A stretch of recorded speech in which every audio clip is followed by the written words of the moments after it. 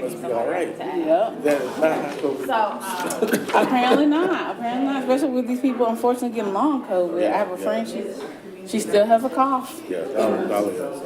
And I think dollar is some friends like that. My voice tends to go. Still it's not right. Well, I'm glad you feel better. Yeah. We do. It feels as though transition.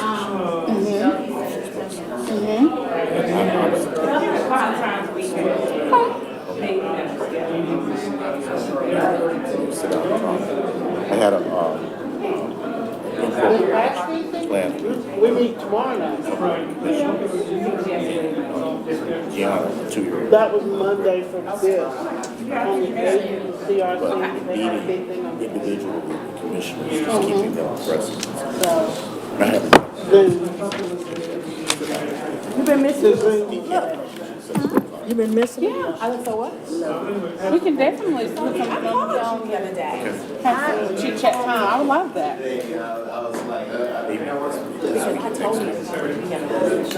Yeah, next week I'm out of town. The week after that I'm out of town.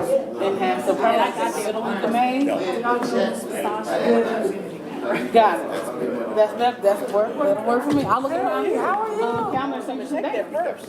Oh, and this old thing, that's a vintage something that they put together. Yep. Not to junk it up. I mean, I shake hands, look, baby. That's what I say. Not to junk it up, see? Good to that. They're dirty, inside is filled. They really put it together, I'm gonna tell you that. Putting all this. Yeah. Hey, how are you? I think I've been Pretty good. 5 days. That's all I eat is chicken, turkey, or fish. I'm not a beef or pork person. Carry on.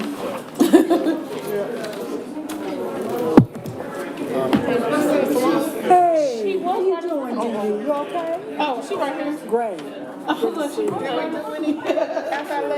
They just pretty much, that gentleman was telling you, introducing himself and, wanting a partnership or whatever, something like that. But that, so you left the time, that's great. Oh, really? Yeah, I'm trying to do, I guess, get some partnership or something going. Hey, Tiffany. I want to give him the whole package. Okay. Oh, okay.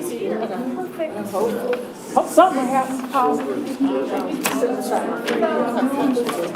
Thank you. Thank you so much. You're very welcome. How are you? I'm kind of good. Yeah. About 30. I see.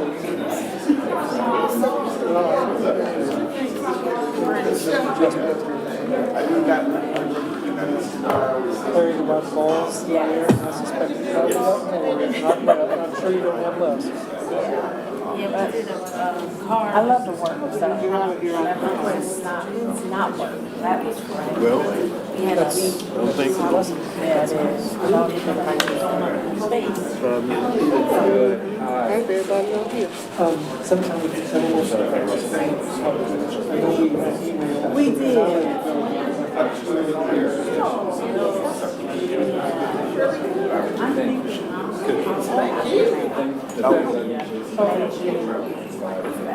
But I would love for I would love for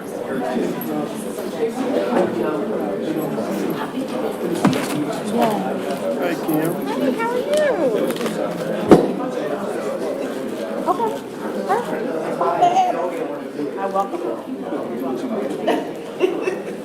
Mom always said, tell her you were around a lot of these affairs.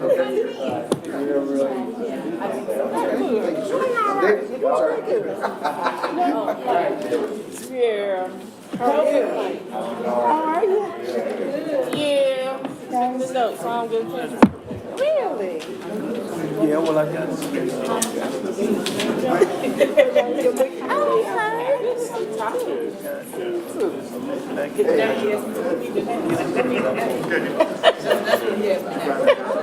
What's going on today? Thank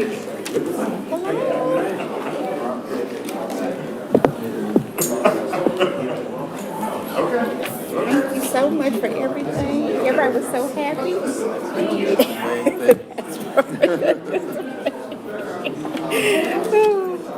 didn't know if,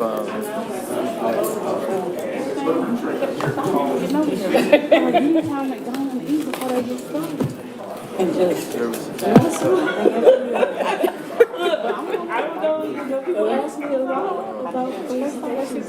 see, the bishop is a brother.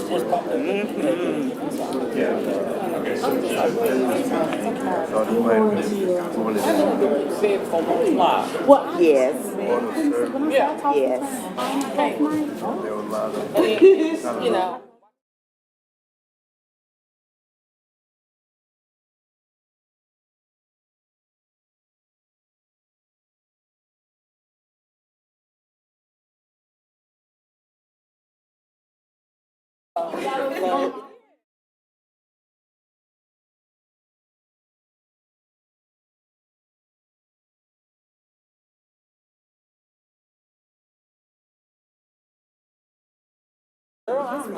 I know he was a religious person. Maybe he didn't pray because he was there in June, but it's for a conference. So, and I was like, well, it's month. He just don't. For work or just relax? Work, that's it. Oh,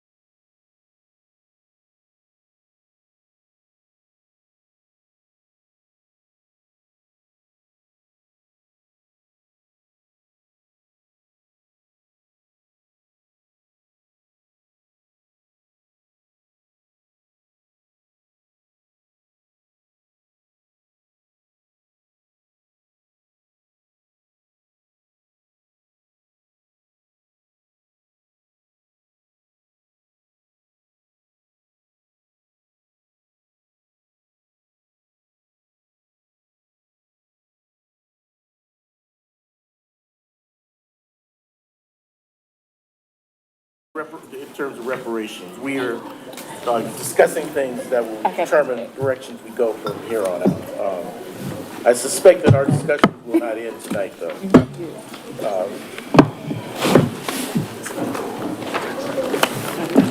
As you take your seats, we give you a welcome, and I mean it. I mean it from the standpoint of recognition of the hard work that you all have done.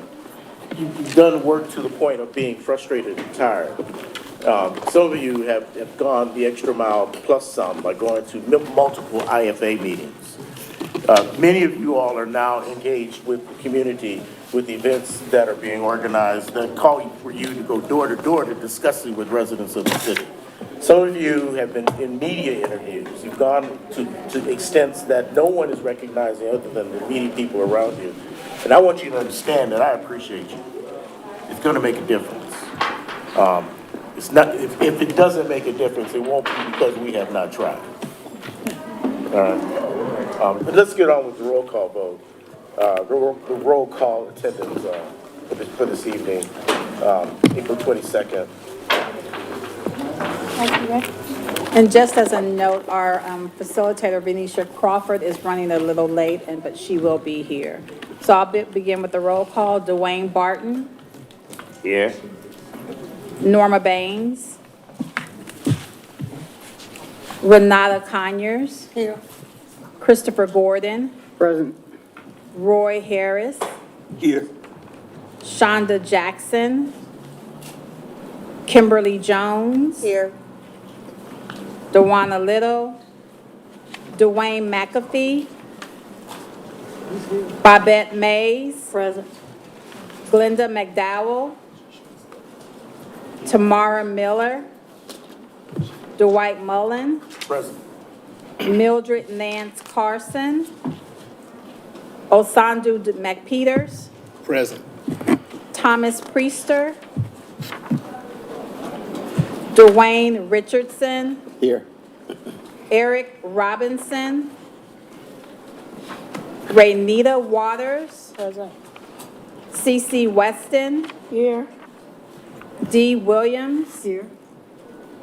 MZ Yehuda. Keith Young. Here.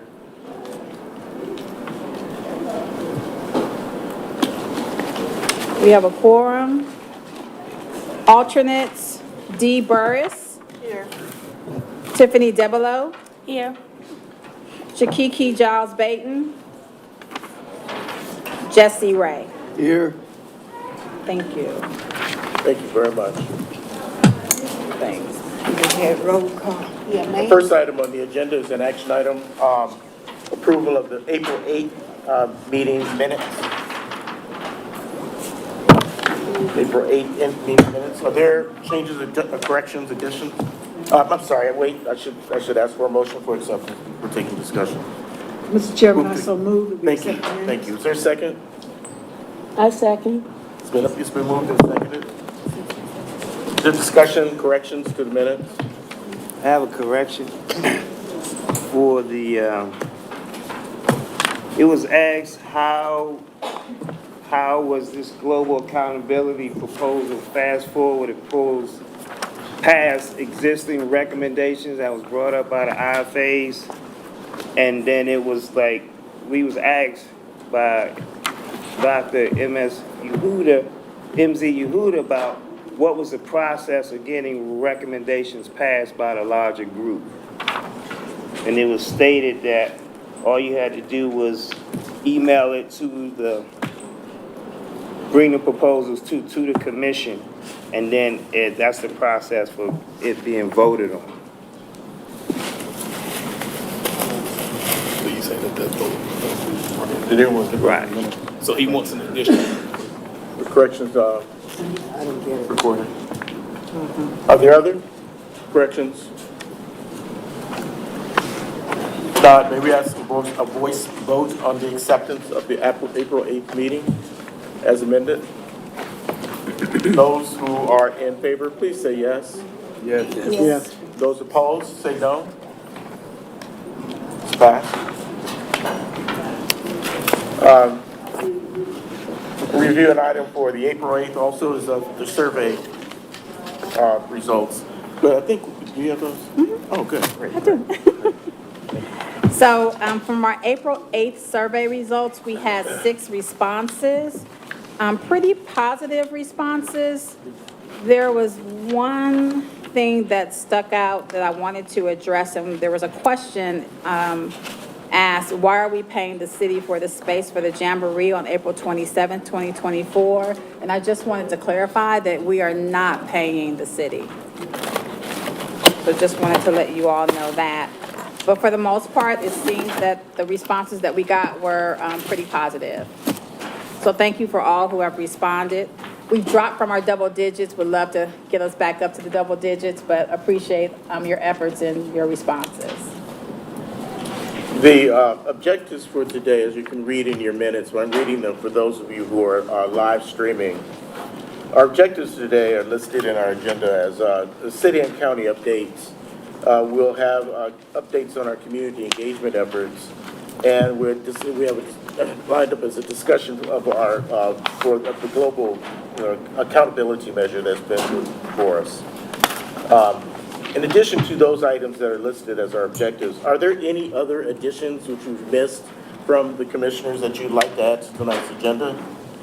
I would like to add the passing of these 4 recommendations from the Economic Development IFA to be voted on. I'm not sure what's going on. Have they been Well, this reviewed was by gonna say, I the full mean- commission? Go ahead. Yeah, I was gonna ask for a point of clarification. The 4 recommendations from economic development, have they been reviewed by city and county? Well, they was emailed out to, I didn't see that, when we asked that about at the last meeting, what's the process of getting recommendations passed, they said email it to y'all and then we can vote on it as a larger commission. So, And I didn't know that wasn't mentioned as part of the process when we asked at the last meeting. Let me add a point here. It's been flipped a little bit in terms of when we first began as a commission. Commissioners could bring resolutions to the floor, and they were looked at, but we decided not to move on them, not to vote on them upon first reading them. We had decided to read and consider them and to vote on them in the next meeting. And during that time was when I believe city and county staff would look at them. But the idea of going to city and county before the proposals were put before the resolution, that's when the change happened. I'm not quite sure when that happened. Am I remembering this correctly, y'all? So the process has been for, recommendations to come to city and county for review. City and county reviewed them and sent that first round back to the IFAs. And so now we've asked that if you have new recommendations, to submit those for a second round, or new ones for another review. So we have a few that we have received, and we're in the process of putting them into the review process, so city and county can review them and then get those back to you all, and then they can be brought forward to the full commission for a vote. But if they have not been reviewed through city and county, they're not able to be voted on here for the full CRC commission. That's where we're disagreeing, is that I'm suggesting that resolutions put forward before the commission is actually sent from the commission to city and staff, not staff to city, not to the commission. Am I missing something here, or am I? But if we, Solomon Peter, so essentially if we're doing that though, because haven't we already submitted the recommendations that we have for review? So it's like, I hear you, but it's like we'd be flipping the script on like what we've done prior if we're doing that, right? If they've been vetted, and this is D. Williams, if they've been properly vetted, as some of them need to be vetted by legal counsel as well, and professional staff to ward off litigation, that has been the process in most of the IFAs, that they do go to city staff, and then city staff brings them back. In fact, we've sat down with city staff at some of our IFA meetings, so it's a back and forth process, but it does have to meet the, it has to have staff review for legal purposes too, and validity. And I will add that any recommendations that have already gone through city and county review, if those are what you're wanting to put forward, then those can be voted on. But if there are any new ones that we have not reviewed and given you feedback on, there was a PDF that went out to each IFA after city and county made that review.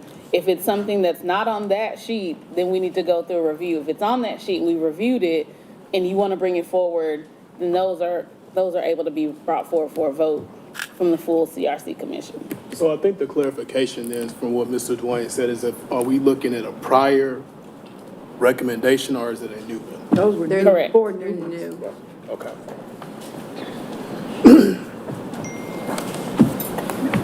So, I mean, you want to get feedback? Dwayne, what are you Dwayne? saying? Were you saying something? You had your hand up. Yeah, I was trying to figure out what's that sheet that the city and county reviewed, the recommendations. I'm not familiar with what that sheet. It's a smart sheet that all the recommendations go into for the city and the county to review. And then once they're done, they add the feedback and we send it back to you all's respective IFAs to either take the recommendations that were provided by, or the feedback that was provided by the city and county, or to move forward in the way that you want to move forward. I don't think that, I don't mean to prolong this, but actually I do. But I don't mean to prolong this, but it seems to be it could be trivial, but it's important to say that who's in charge of what. And that it seems to me that we as commissioners determine what the staff reads to vet, not the staff determining what the commissioners will vote on. I mean, am I being clear? So to clarify your point, it's not that we're telling you what you can vote on. All the recommendations that come out of economic development or come out of housing or come out of criminal justice, we reviewed with legal and county, legal from city and county and staff from city and county to look at those, and we made suggestions on, you might want to try this or look at this or add this. And then we gave those back to those same individual IFAs to refine or fine tune to their liking, meeting those or trying to incorporate those suggestions. Once that is done, then you can bring all 5, all 6, however many recommendations to the full CRC to move forward. It's just before it gets to the full CRC, the individual IFA recommendations go through the city and county review for that additional support.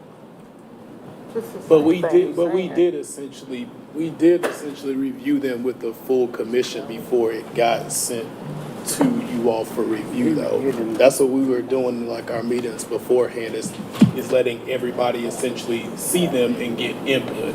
So is that what we're trying to do, or like, I'm just confused on like what. No, It's two separate tracks. This is D. Williams, and I'm Please. sorry, but these That's okay. came out about the first of the month. The meeting we had, the last IFA meeting we had for economic development is when these last 4 proposals were presented. Doesn't have anything to do with the other ones that have been vetted and discussed and voted upon. So Was it these are 4, new. or, I guess a point of clarification, is it 4 or 2? 4. 4. He submitted 4. And they not new. One of them goes back to the neighborhood plans, and the other one was guaranteed income, and the other one, the only, you might say new one is the urban renewal, but the rest of them, we've been through. We've been through all the rest of them, and the economic development centers. See, he's still in.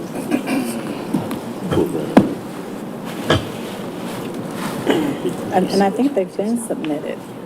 I think that they've already been submitted. We received, just a second, Keith. We received recommendations from, actually Tara forwarded 4 recommendations to us today because we received an email from MZ with regards to what you're speaking about, Dwayne. And Dr. No responded that 2 of them we had already received 2, and 2 of them were new that we had not received. So those were being prepared to go to the city and county to be reviewed and provided feedback. I guess what needs to be clear is whether the 4 that you are referencing, the titles of those 4. I just want to make sure that we're all on the same page. Well, it's the 4 that was emailed to you today. From Tara. Yeah. Okay. 4, 2 of them. Yes, two, we have, city and county has not seen. He sent it there not, but we had not seen And now those. we're actually, you're actually submitting all four, and subsequent return to the commission for consider for votes. Right. Keith?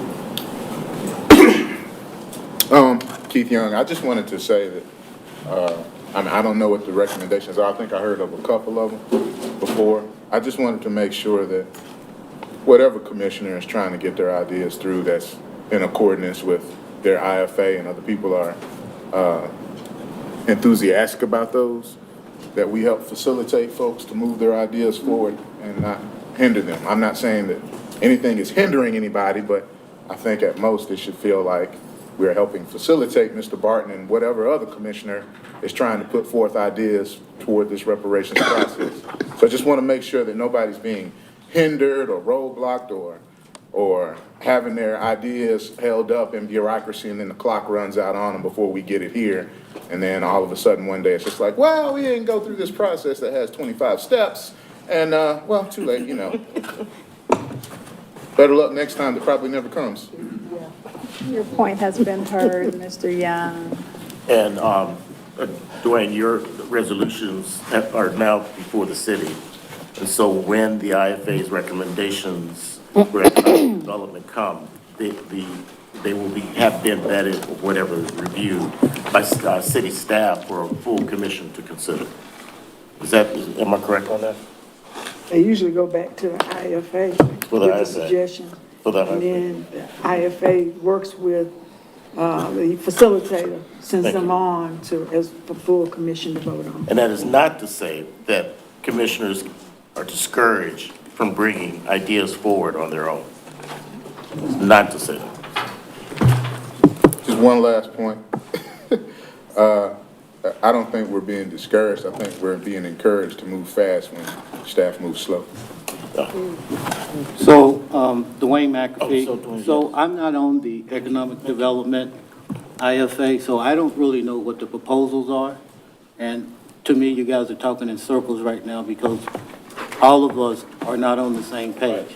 And Dwayne, I think that's kind of why I was prolonging it. I want to make sure that we're understanding that we are receiving recommendations that have been not just vetted or reviewed by city staff or filtered, but that the IFA is actually supporting them because they've gone back to the IFAs before we read them. So, feeling better about that.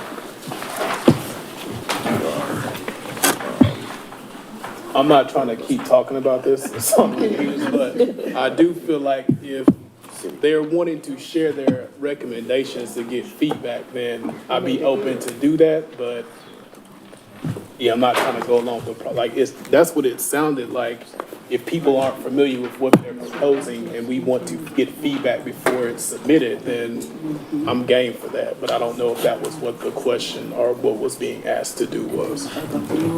I think that's what Mr. McAfee was speaking to, is that as a group collectively, we need to be aware of what each group is Right. putting forward.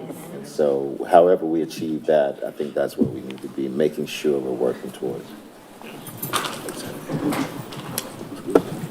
So I just want to clarify that the guaranteed income has been reviewed. The Economic Development Center and what's this district? Commercial district has been reviewed. The two that have not been reviewed are the support existing neighborhood plans incentives and the settlement of urban renewal injuries. So those are the two that the city and the county will be reviewing.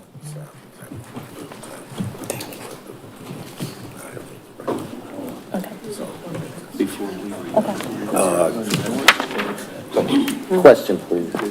In terms of the urban renewal impact, and I confess this has a little bit to do with my family in the distant past, but would businesses that were removed from the community have a different economic reward? I don't know if that is even the right term. Everyone who lost. But when you remove a business from the community and turn it into a food, I think the term is food desert, where, so that impacted the community on various levels, the loss of businesses within the community. So I guess I'm wondering, will there be everyone lost? And if it's a blanket recovery, that's fine.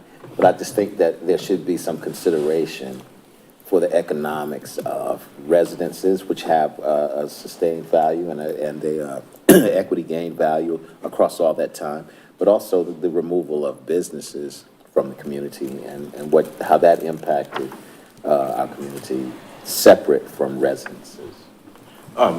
Some of the conversations, I've had privy to other conversations outside of the commission, and this is a conversation that is being held in a number of places. And that it seems to me that the conversation is not just towards individual compensation, towards families who lost property, and not just towards individuals who own businesses or churches or other community organizations, but it seems we fall into the categories of individuals and the community's welfare, the community's health. Because one can be found sometimes to be compensated, sometimes we can't find people to be compensated. And so it falls into a community fund. Okay. And so that conversation is in development and point well taken. Thank you. If we can move to the next point of the agenda. Oh, I'm sorry. Point of clarification, Jesse Ray. Are the reviews by the city and county a joint review by staff? Do both staffs get together and review, or is it individual? Joint. And just to add Okay, this, so I don't know how to say it, but it seems to me that that's loaded.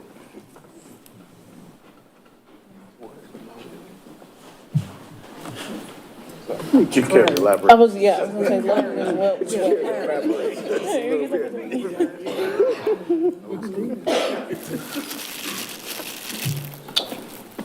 Well, then both groups are looking at the recommendations from their perspectives, and then they're seemingly coming to an agree as to what or how the recommendation should be phrased, when it could very well be phrased differently by the city because of their residents and the harm within the city, and could be phrased differently by the county because of their residents and the harm that's done in the county. So Mr. I'm simply Raymond? saying that they're coming together to agree on the wording of the recommendation. Let me clarify. So when we say joint, the city has their team that reviews, the county has their team that reviews, and then they come together and have a discussion. But they still send their feedback in one document. So they're not changing up their words or agreeing to anything. They're just sharing what their reviews were. So when you get the feedback, it's feedback from the city and from the county. It's just in one document.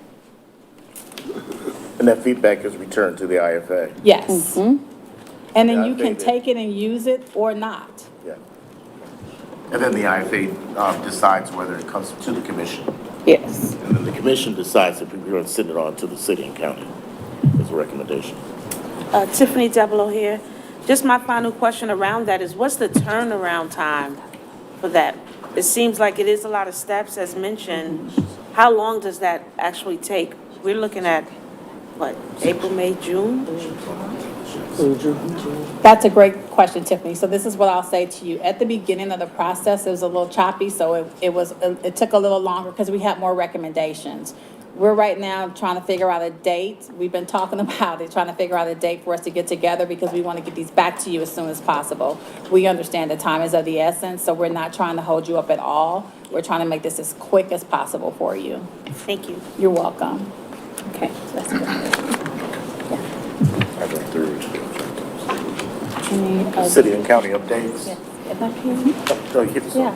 Yeah. I just wanted to say good evening, everybody. I do apologize for my tardiness. It's been one of those days, but we here. Sorry.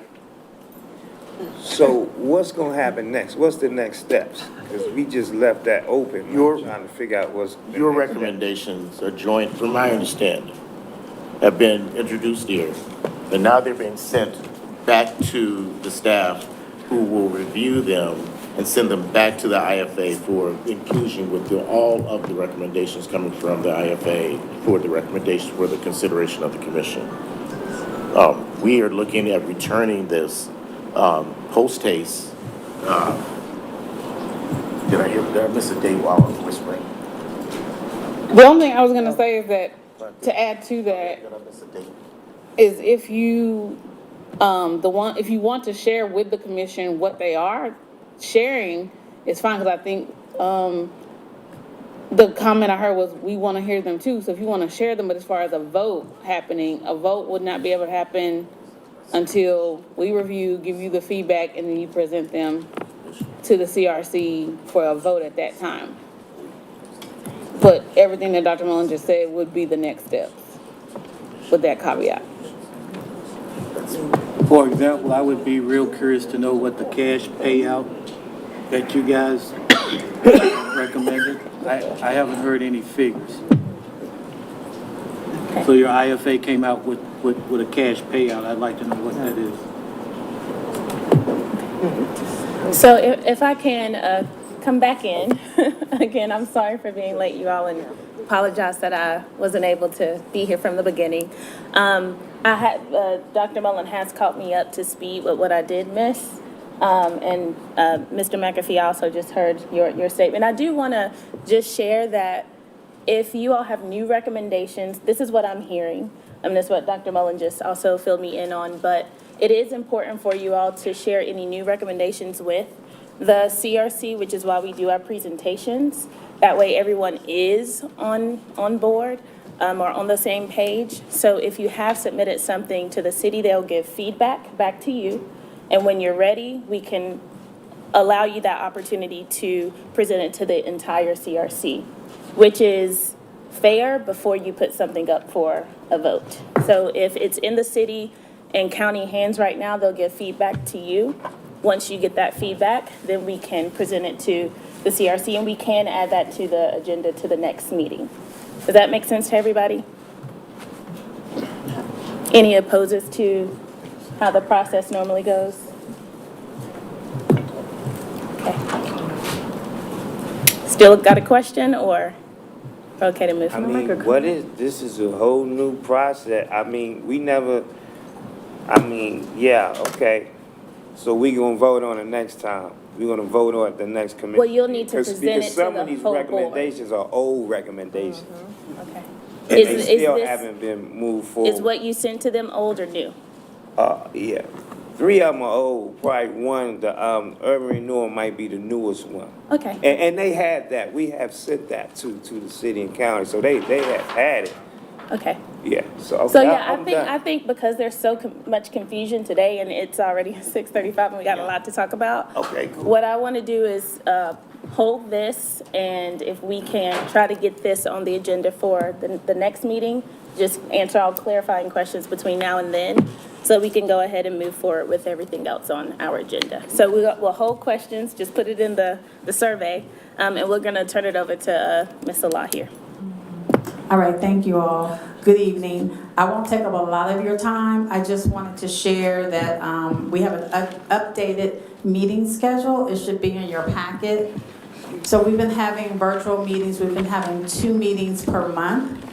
So I updated the schedule to show that our next meeting is a special call meeting on Monday, May the 6th. It is virtual. Then we'll have our regular meeting on Monday, May the 13th, so we have 2 meetings in a row. Then we'll have an additional special meeting on Monday, June the 10th, and a meeting on June the 17th. So I wanted to share that all with you all. Hopefully you've gotten my calendar invite. If you did not, please let me know, because I did have a couple people reach out to me stating that they did not receive the calendar invite, but you should have the calendar invite to put on your schedules. Any questions about that? Salah, real Yes. quick, did, we want to also share the date for the retreat? Oh, yes. So June the 1st, we have scheduled a retreat, which is a Saturday. The location is to be determined. We're still working on that. And the retreat came out of, that was a request, and correct me if I'm wrong, Bernicia, but that was a request when you had your one-on-ones with Bernicia. So it is a healing retreat that you all have requested. So also to clarify, it's a healing/work Yes, work retreat, because we got work to do. So I want to honor what y'all shared with me in the one-on-ones. But the first 2 hours will be dedicated to some trust building type of work, especially now that we're talking about accountability. And then the remainder will be focused on getting some more work done. Any questions or comments with regards to that? Okay, so the next thing that I have is, remember back in February, we talked about the new vendor process and the way that you would be paid. As of the end of this month, you will not be paid, well, for May, you will be paid for April by Civility Localized. For your May payments, which are paid in June, you will be paid by the city. Several of you have sent in your W-9s. There are some of you I have not received W-9s from, and I will email you one-on-one to receive those. I need those to set you up as a vendor so that we can make sure that there is no break in your payment. I want to make sure that you get your money. I don't play with people's money, so I want to make sure that you get your money in June for May. So just a reminder that if you have not sent in a W-9, please submit it to me. But if I don't receive it, I will send you an email this week just to remind you. Any questions or comments, concerns with regards to that? Okay. Thank you, Salah. I guess I'm next again, right? Yeah, Vice Chair isn't here, so Salah will stand in to give an update around community engagement. Yes, thank you. And if there's anyone here who is a part of the community engagement meetings, and if I missed anything, please let me know. But I am going to move forward. So the quick updates. I believe we still have 19 members who are active in this community engagement committee. The community engagement tool survey has been completed and is being disseminated at community events. And so if you look, what I did was print out what's being handed out. This QR code is live, so if you scan it with your phone, it's going to take you to that survey, and you're able to provide feedback on the recommendations.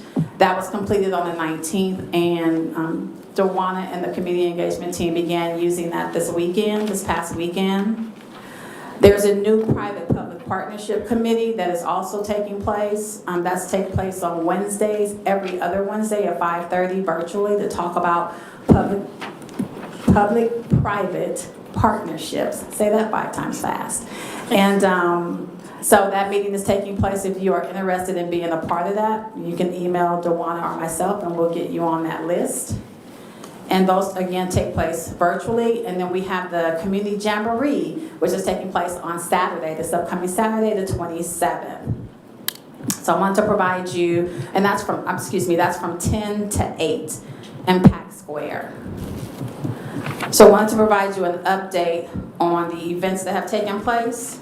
We've had 7 committee meetings, 8 attended events. We've engaged 745 people. We're still waiting on information from the surveys. Again, we just started disseminating those, and we've touched 5 neighborhoods.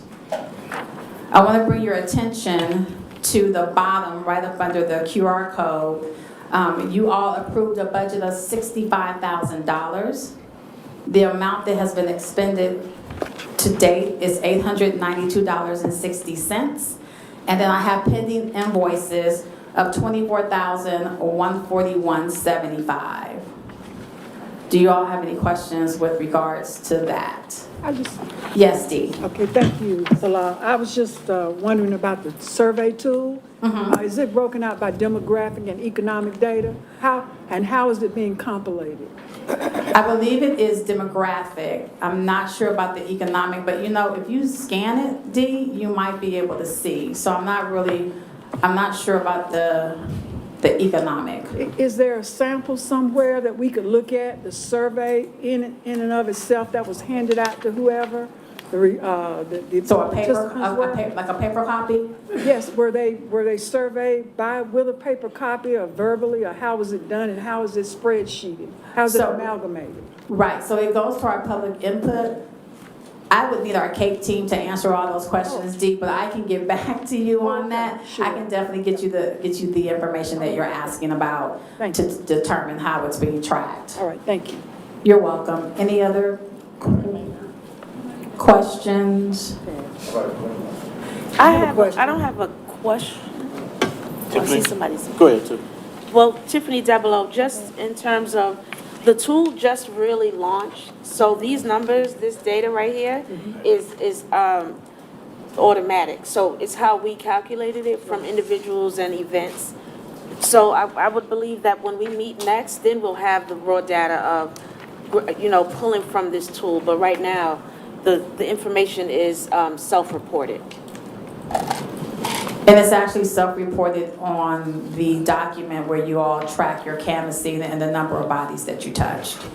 And there are demographics and economic information in there, or no? No. It's just a No sign-in race, sheet. no nothing? No, it's just a sign-in sheet. We just got the tool. For Pisgah.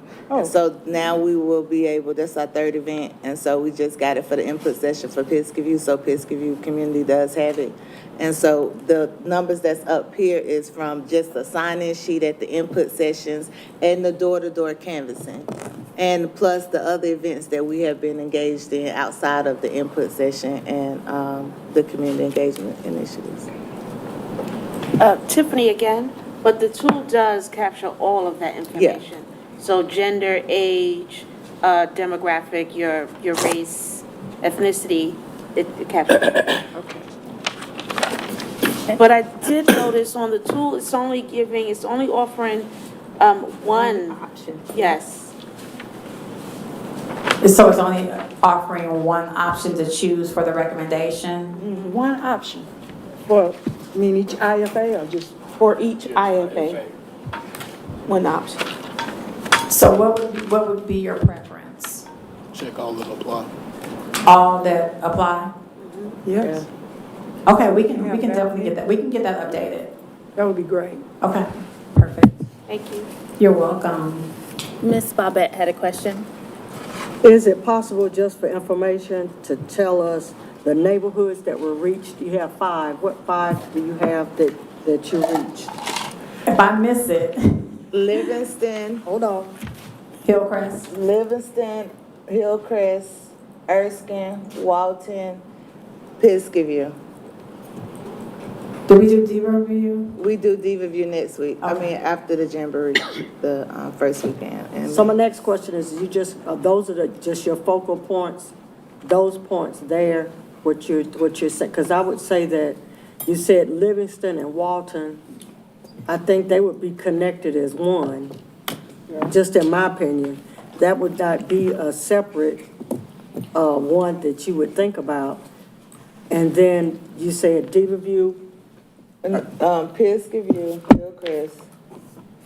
And Diva I'm View looking is at next Erskine. again. I'm looking at Erskine and And Livingston and Walton, to me, would be the same. well, when we walking, it ain't the same.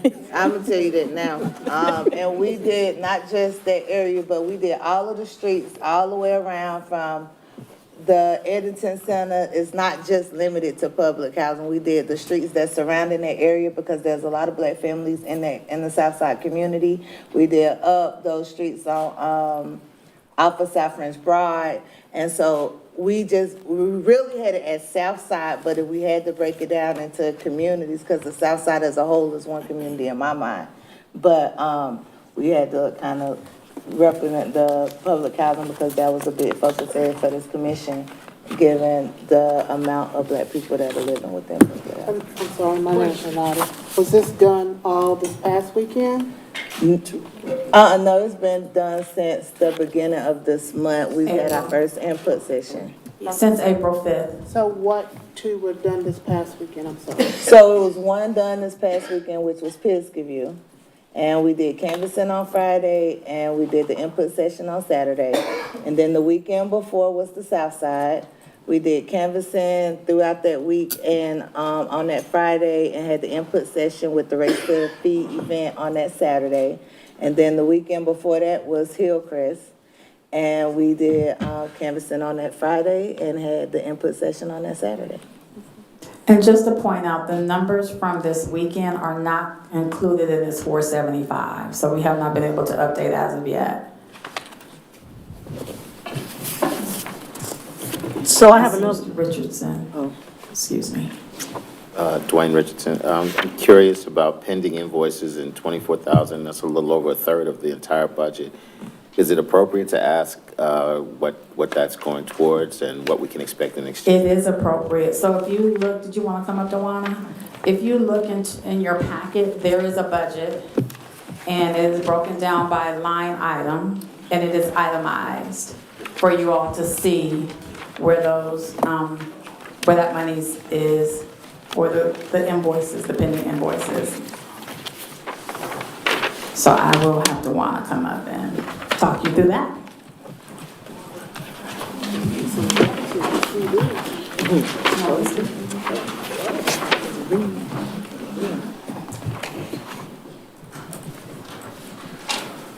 So, the invoices that are pending are invoices from our performers who haven't performed. They don't get paid until they perform. And so that's why it's a lot of pending, things that are on here, and like Griffin Waste and things like that we need actually for the Jamboree. So that's the pending items. It's just money that we haven't paid out yet, but planning to pay out, but we wanted y'all to see it in actuality. Question, I'm sorry, Renata. Does this, part of this is part of this budget here in community engagement budget or something else different? It's the Jamboree and community engagement. It's the whole community engagement budget. So this is a $24,000 that hasn't been paid out for invoices? Okay. Yes, because they won't get paid until Saturday when they actually perform and do the work of the event. So let me clarify. In order for anyone to be paid, they have to be a vendor with the city. In order for them to be a vendor with the city, they have to submit a W-9. Once I receive their W-9, it goes to our finance department and they set them up as a vendor. So I've been receiving invoices that I cannot pay because they're not vendors. So once they're set up, we'll make sure that they get paid. But I wanted to note all the invoices that have been received and what it was for, so you all could see where the money is being expended. Salat, and Dawana, this could be the first time folks have eyes on this document here, or if you can just help explain what we're actually looking at, which column should we be looking at, what does the numbers in parentheses mean, things of that nature? Sure. So I don't have the columns on here, the letters, but so the amount expended, we have the budgeted amount.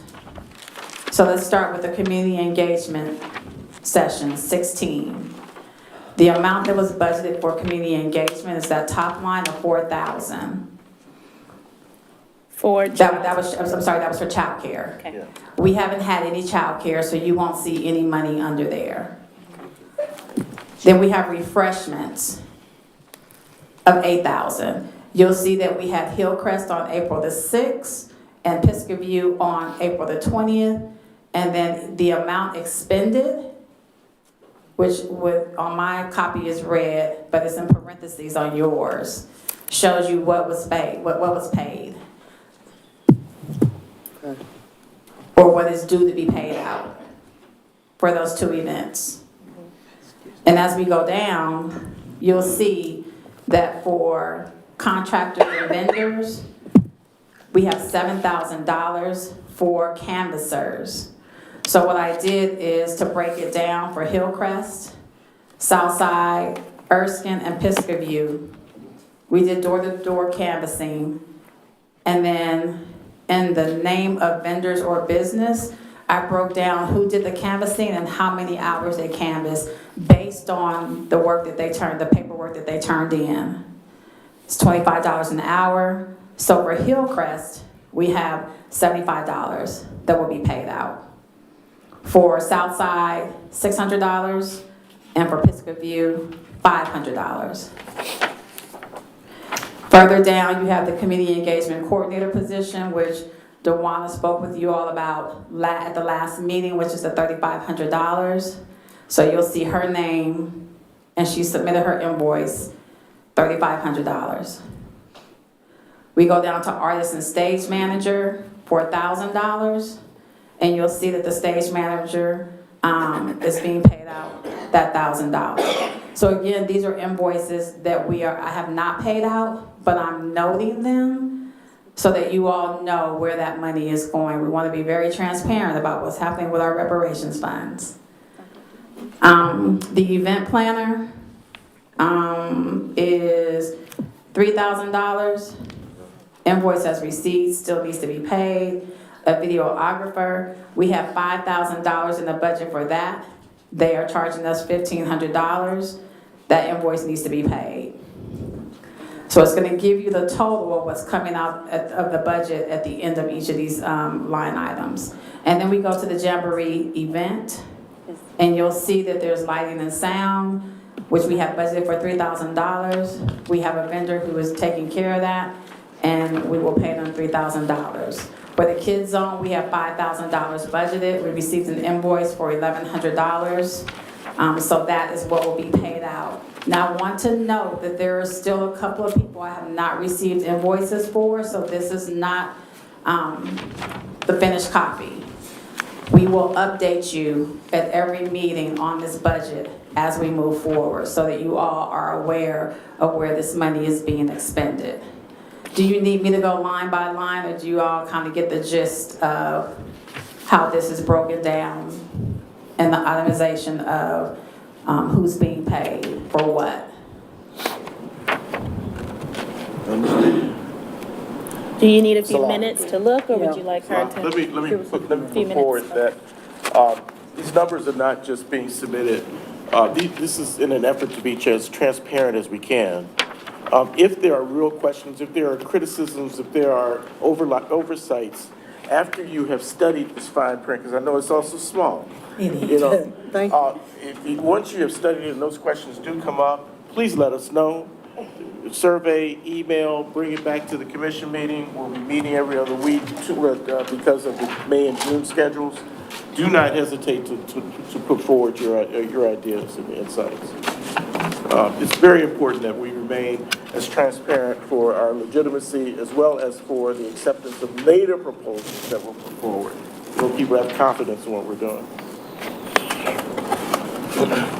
Thank you, Dr. Mullen. And you can zoom in on your PDF so you can see the numbers really well.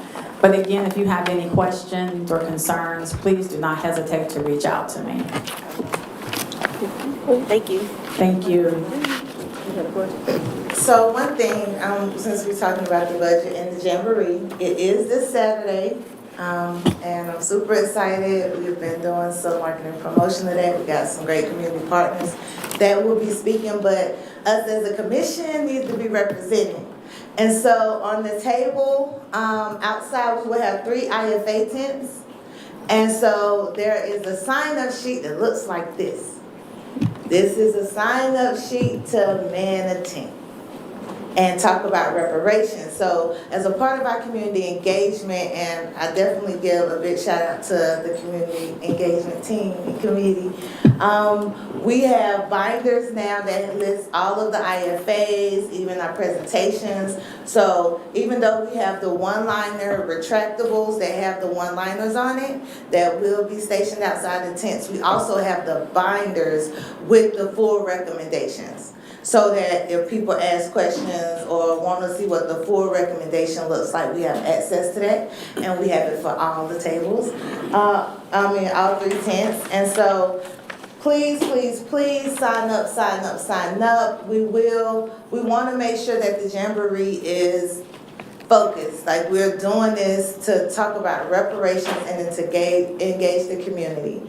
And so there will also be speaking opportunities. Some of our commission members that are on the committee have already volunteered to support in different aspects of the event.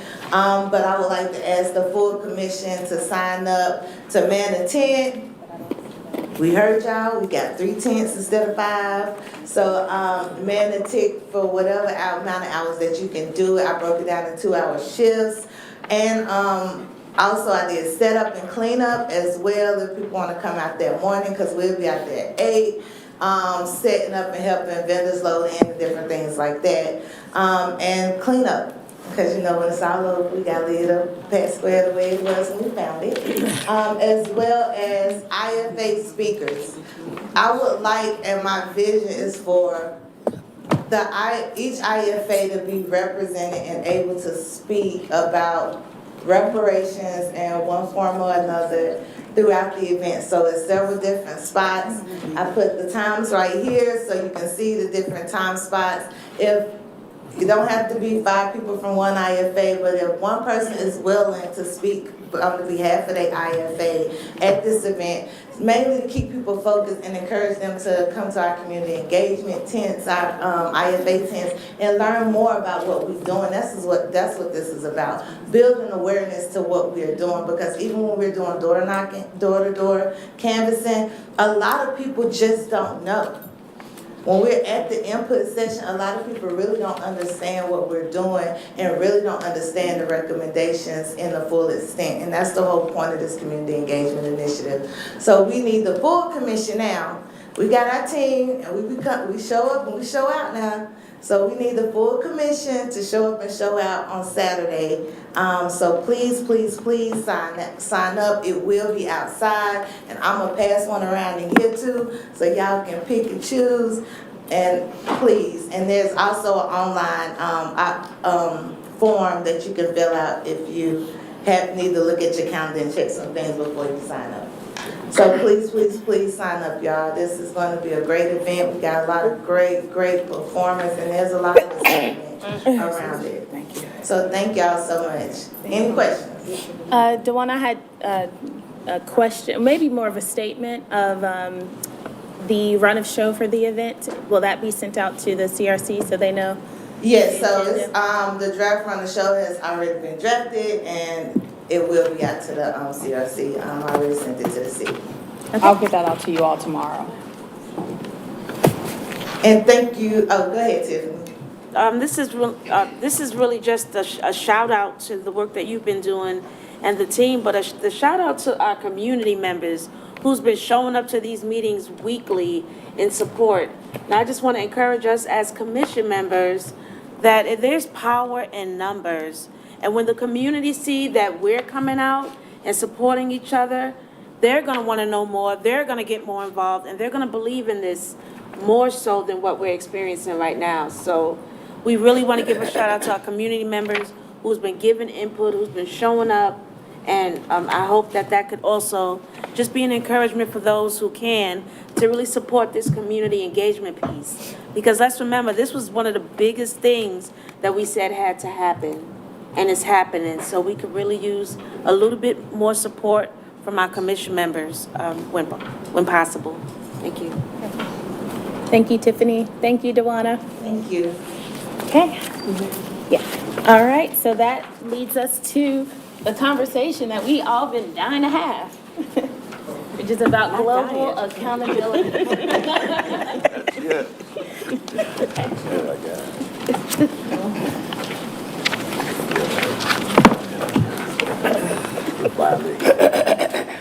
We made it.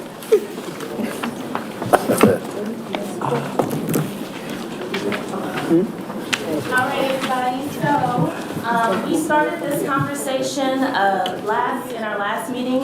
I'm just here to create the space,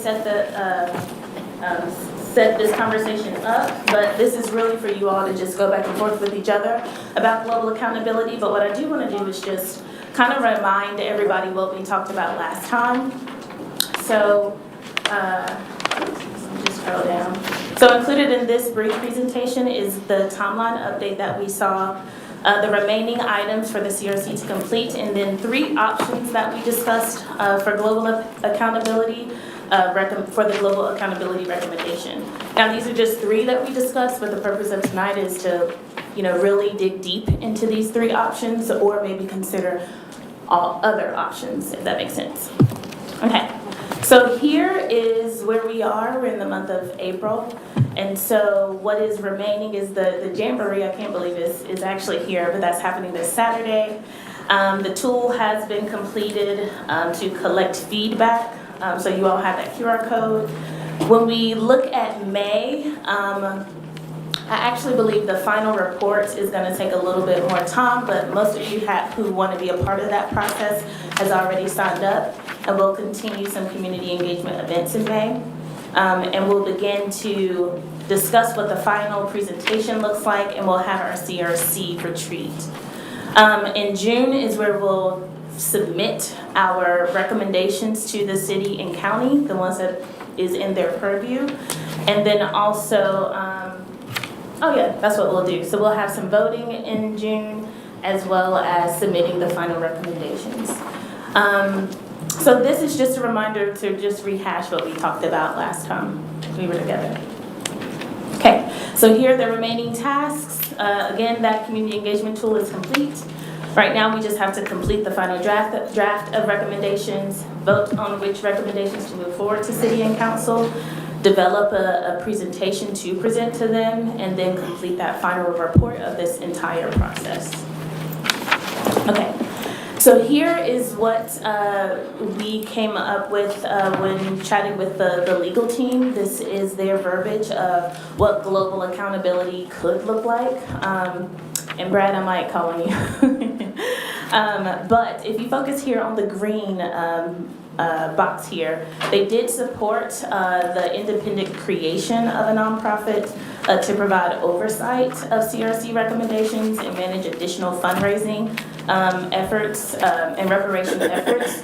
Or it was, they also approved or support the idea of developing a community advisory council for city and county staff to share progress reports on the implementation of the CRC recommendations. So when we look at the 3 options that was kind of laid out, there was 1 to formulate maybe a new 501c3. 2 was to create an advisory council, something that would somewhat mimic this commission. Or 3 would be partnering with an existing 501c3. So what I did, just to help with the conversation, we can talk about all 3 of these, or we could just, say we don't want to do any of these. We have another idea. But I did want to include some things to consider for each of these 3. So for example, if we were to create a new 501c3, some questions to consider or things to consider is 1, who is starting that organization? Who would be the founding members? Who would serve on the board, and what are the qualifications that would be needed to serve on that board? Then also, what will this organization do, right? What would be the mission and the vision of this 501c3? What services would they offer? Who would be the executive director, and what qualifications would be required for that as well? Now, these are not questions that you will answer tonight. These are just things to consider if you choose this option, okay? The 3rd bullet point here is how would this organization sustain itself? So that means that a 501c3 organization can't be dependent upon one source of funding, right? Like no business should be. So what are other ways, what are other funding streams? What would those funding streams be to support this entity? The next would be to also consider and understand that to work with city and county, this 501c3 would have to follow the standard bidding process like every single other organization that's out there working with city and county, okay? And then last, just to consider what is the cost of this option. With every decision that we make, there's a cost, there's a risk. So just consider what is the cost and the risk of choosing to select to create a new 501c3. Let me pause here. Would you all like me to go through all 3 with these questions, or do you want me to just focus on one at a time and then move forward? Okay, Mr. Why don't you go through all? All three? Okay, all right, so I'll go through all three. So those were things to consider for starting a new 501c3. Now, if we move to advisory council, things to consider would be who would serve on this council.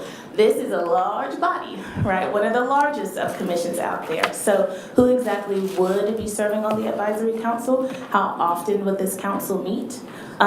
Do we want to incorporate stipends like we did with this commission? And again, what would be the cost of this? So as Dr. Mullen mentioned before, any dollars that are spent is pulling from the monies that has been allotted to reparations. So that $65,000 is coming from the millions of dollars that have been allocated. So any option that you choose, if there's a cost to it, it could be pulling from those millions of dollars that have been allocated. So you just want to keep that in mind. Okay, third option here was to partner with an existing 501c3. So the first question is quite simple. What potential organizations could be considered for this? The second bullet point says, how would the CRC begin to vet organizations to be considered? So should there be financial audits, right? Because we want to choose good stewards of dollars. Are we doing leadership interviews or compliance audits? What are those things that we want to consider if we select or choose partnering existing organizations? Again, would there be mission and vision alignment? Do they have the current capacity to do this work? And also, do they have money and room in their budgets to also do this work? Because oftentimes, funding can also be reimbursement based. So do they already have some cash flow, money in their account to allocate to some of the projects that, or some of the recommendations? And again, what is the cost of this option? What is the risk of this option? So these are just the three, and I just wanted to give you things to think about. That's really the end of this presentation. So I will leave it open. I'll just facilitate from here, but if you have questions, just raise hand, say name, and you can make your statement. I guess this is Dee Williams. One of the things that we've not done is not taking a look at the recommendations from the Stop the Harm audit. And it looks like a lot of these, at least Monero institutions and nonprofits that get city funding don't produce anything. At least that's what the data indicates. And some of the city internal processes have not generated anything either. So I think people have aficionado, if you will, and they have organizations they line up with. But if they've not done anything, then how can you say that you're a good steward of public funds by continuing to supply? There's also another issue when we talk about cash flow, liability, risk assessment, and that sort of thing. When you've been materially left out of a process and under-resourced ad infinitum, how do you have cash flow when most Black-led nonprofits live hand to mouth? So I just want to get real about it. And the other thing, and I know it's inconsequential, folks are going to do what they want to do, but what about some of us who are kind of stand outside the milieu of what is generally going on and have been kind of excluded? What about our tax dollar that's in those coffers? So I would like to see maybe if we're not allowed within those hallowed rooms and tables, that there be some other alternate organizational function that we could maybe take on, especially if we have skill sets that might benefit the community. And that's all I'll say. And it can be done any way y'all want to, but just wanted to mention that. Thank you. Thank you, Dee. Ms. Bobette Mays. It's two things. I think that when I look over all of this that we're getting now, that a deadline of June is making it kind of hard for us to even absorb and to think about. I think so many things that I want to say that we started out kind of slow. We were a lot of things that we did not know. And I think I'll go back to this about the 27th month, the final submission of recommendations, and that would close us out. But why would we not be able to come back and to still meet about after June about what happened with those recommendations, and if we see some other things? And I say that because I look at, say, economic development. They do not, the things that they have that they want to submit, I would like to see it broken down more of what you're talking about, of what it would do to help. So we have not been able to have those honest conversations of exactly, we've seen stuff that was lined item and given a proposal and said what needs to be said. But as far as it coming down to telling us exactly how we would want it to work and what we wanted to see it to work, we have not been given that opportunity. So when I look at this and you talk about the 501c3s and what options that we have, this is April. So if we absorb it and come back in May, and we say that, you know, this is not all that we want, and we want to come back in June, I still don't think that it's enough time for us to be as effective as we can be as a commission, because most of us in here that I know of, that I've talked to, we're compassionate about the work that we're doing, and it's so broad that we have not been able to touch the surface of a lot of things. And so when we start talking about this right here, the global accountability and how we would move forward, we have not been able to absorb all the things that we've already done, and then it's like something else has been put on our plate to absorb and to have it done and finished before we even have finished with in June. And so like with Dee's point of things that she's talking about, that's something that we need to have some serious discussions and sit down and dig into the weeds of what this is. And we haven't had that opportunity because we've all been so focused in different areas that I agree with. Since we didn't get our time, I'll take it now. Say like what Mr. McAfee was saying. Well, a lot of things we don't understand because we've never been in the room with each other's IFAs to actually see what they want. And so when we talk about what we're going to move forward, it's like you giving us, it feels like it's a crunch time because it's so much. Asheville is so different. It's so much that has to be done. And even with them going out to the different areas, they don't have enough time to capture all of those spaces and come back and tell us what they got from the spaces and what was said in the spaces.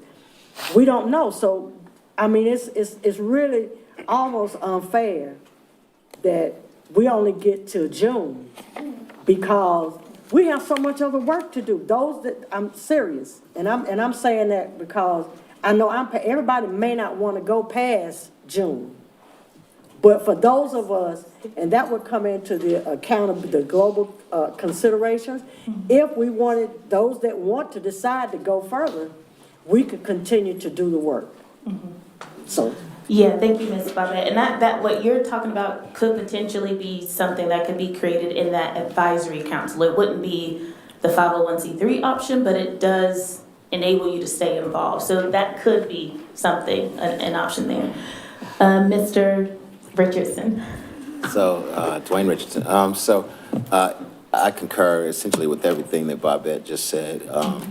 But I think that we're going to have to kind of do two things at once. We're going to have to realize that the time is running down and that if we are going to create an entity that's going to survive this and go forward, we need to take steps in that direction while time is dwindling down, but also while we do the other business that we have in front of us now.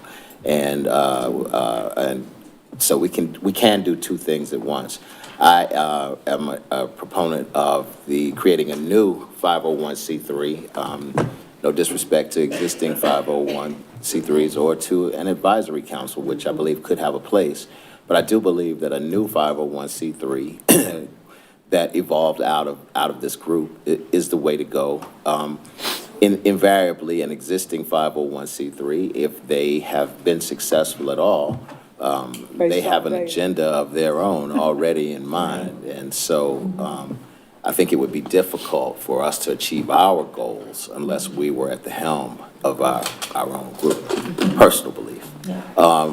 Potentially there is a role for an advisory council to play, but again, it has to come back to, if we work all this time to create recommendations and to create direction for the future, but then we don't take control of the destiny of it, that seems like a true waste of time for us to have worked this hard, struggled to come forward with our own ideas and then turn them over to someone else. I don't see the value in that. Thank you, Mr. Richardson. Did you have your hand? Oh, yeah, Mr. Peters? Yes. Yes, So please. essentially, I don't think there's enough, I mean, just concurrence with what people are saying. There's not enough time to essentially really establish any of these. There's recommendations I think we can put into play to essentially, broaden out to either specific one. But the most important thing is that relationship building is important, especially if we're trying to merge with another entity for advisory council, or if we're trying to merge with somebody for existing. We don't have any relationships with anybody else outside of what we're doing. And where's the time to be able to do that? I mean, all we're really looking at doing is a proposal, but I think it's important, if we're really trying to have accountability, we need to have the relationships in place so that we can truly not just propose it, but be a part of establishing any three of these that we actually do. Thank you, Mr. Peters. I do have a question. Is there a possibility that we could, I'm sorry, I'm CC Weston. Is there a possibility that we could look at perhaps implementing all three? And the reason why I say that is because if we're looking at establishing a new 501c3, and that 501c3 has to go through the bid process, who's to say that the city and county will choose the 501c3? Correct. If we have the new 501c3 and an advisory council, that would just make it stronger. And then possibility of working with the existing 501c3. So is there a way that we could look at perhaps implementing all three? Completely up to you guys. It's whatever you would choose to recommend. Ms. Devereaux. I concur with Ms. Weston in terms of thinking big, thinking outside the box, making sure we're not cutting our legs off and putting ourselves in a position where we choose one thing and then we can't even agree to that. Or we can't even get to a solid ground with that. Looking at the three options and moving forward, there's 18 people right now at this table. Each of us can be divvied out specific roles where our talents and gifts shine, and we could go forth with creating a pre-plan that can implement in different avenues, but it just creates more power and more capability when we look at three. And I love what you mentioned, Osando, around the relationships. I mean, and just to be honest, there's a Center for Participatory Change representative that sits here who I feel has built a relationship. And I'm just saying that to say not just CPC, but all of the organizations that we represent. These are the relationships that we've been building. So let's really be mindful on, like, we can do that as we move out of this space. And lastly, for me, I want to take this to the community. I don't think we should be the ones to say here, there, or this and that, and that's it. We should really have input from the community that we serve and represent to come forth with this final consideration. Thank you. Thank you, Ms. Devereaux. Ms. Devonna Little. I agree with everyone. I do, however, I feel like the time consideration is something that we really, even if we're not saying a year or 6 months, we really need to consider it. Because for any of the three, we gonna need time to implement, and we already at capacity with our different IFA groups, our different meetings, our own stuff outside of this work. You know what I mean? Like, people at capacity, you know what I mean, are really at capacity, and their time is, you know what I'm saying, like, to add more to the plate without the consideration of being able to sparse it out over time. Like, everybody on the committee and the commission should have seen the calendar. Like, it's ambitious. It's like, I'm serious, like, the community engagement calendar just to touch the communities that we need to touch and represent is so ambitious. It's like I told them before they seen it, like, don't get overwhelmed when you look at it, because, like, every day is something to do in order to really engage community at the level that we should be engaging community around our recommendations and the things that we're going to put forth, and to say, this community engagement will be done at the end of May. And we have, and our youth component to that is in June. before youth even get an opportunity to have input into this process and recommendations who are our future. You know what I mean? That's in June, and then this process over at the end of June, or it's not over, but however that looks, you know what I'm saying? At the end of June, like, it's just not realistic. Like, I feel like we have been, like, we're at that point where we need to start having that conversation. Like, if we need more time, then we need to go back to the drum. Do we need more time? This is what we've been doing. This is where we at. All of our recommendations haven't even been vetted fully. And we in April. You know what I mean? And a lot of recommendations that's supposed to come to the table for vote, and everybody is behind. And a lot of people done did community work around, haven't even been vetted. And that's a process in itself, to be vetted by city and county staff to even get to the place where it comes to the commission for, you know what I mean, approval. Like, time is of the essence, and that's how I feel. And so it puts us, it's a part of systematic oppression. This scarcity mindset and this crunch for time to rectify situations that took years, hundreds of years to create, to fix problems and make recommendations about something that took hundreds of years to create. And then now this hard deadline, it's not realistic, and it's not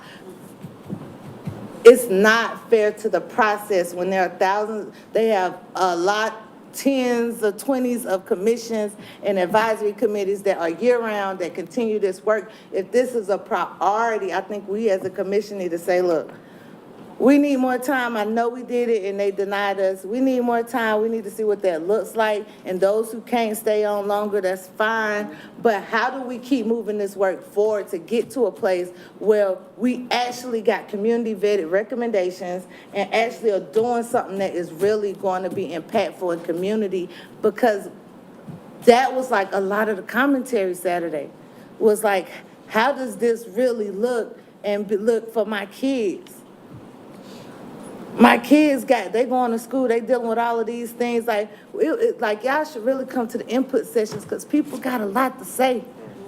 People got a whole lot to say about this process.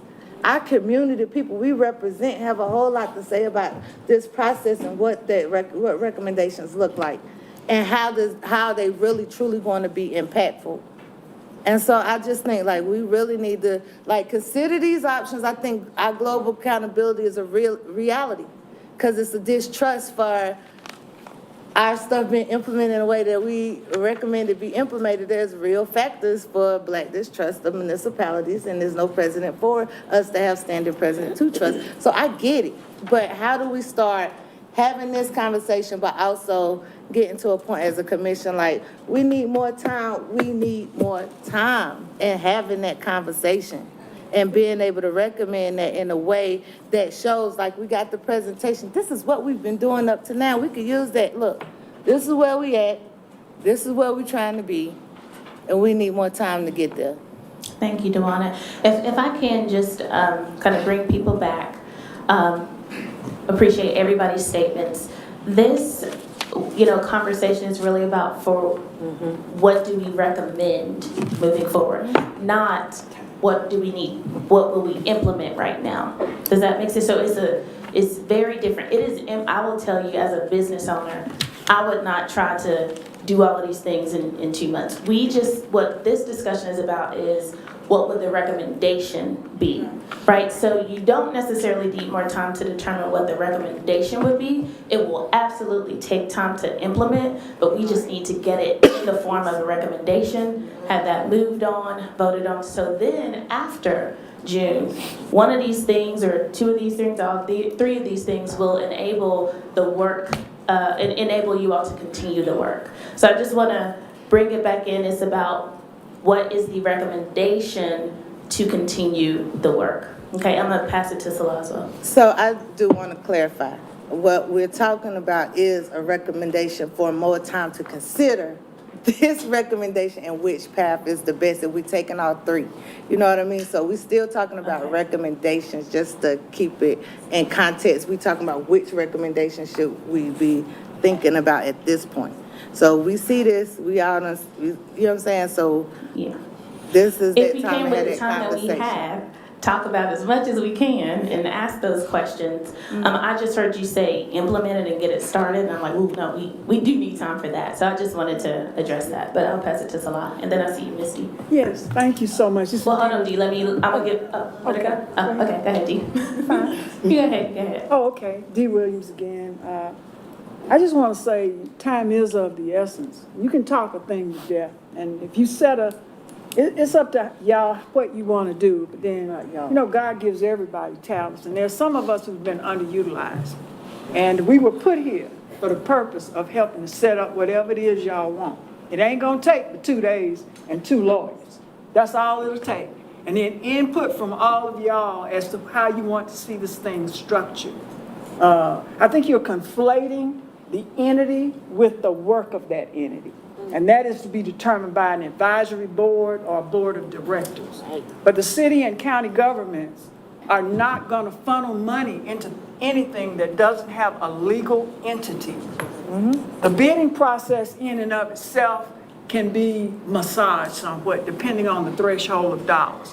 That's an issue we've got that are governed by the general statutes. But if it's a nonprofit entity, it does not necessarily come under the auspices of a competitive bid situation. It is RFQs, requests for qualifications, and that can even be massaged. So it's not about, and I hear your conflation with time that you need, but certainly I am witness to the resurrection that a lot of us have been underutilized.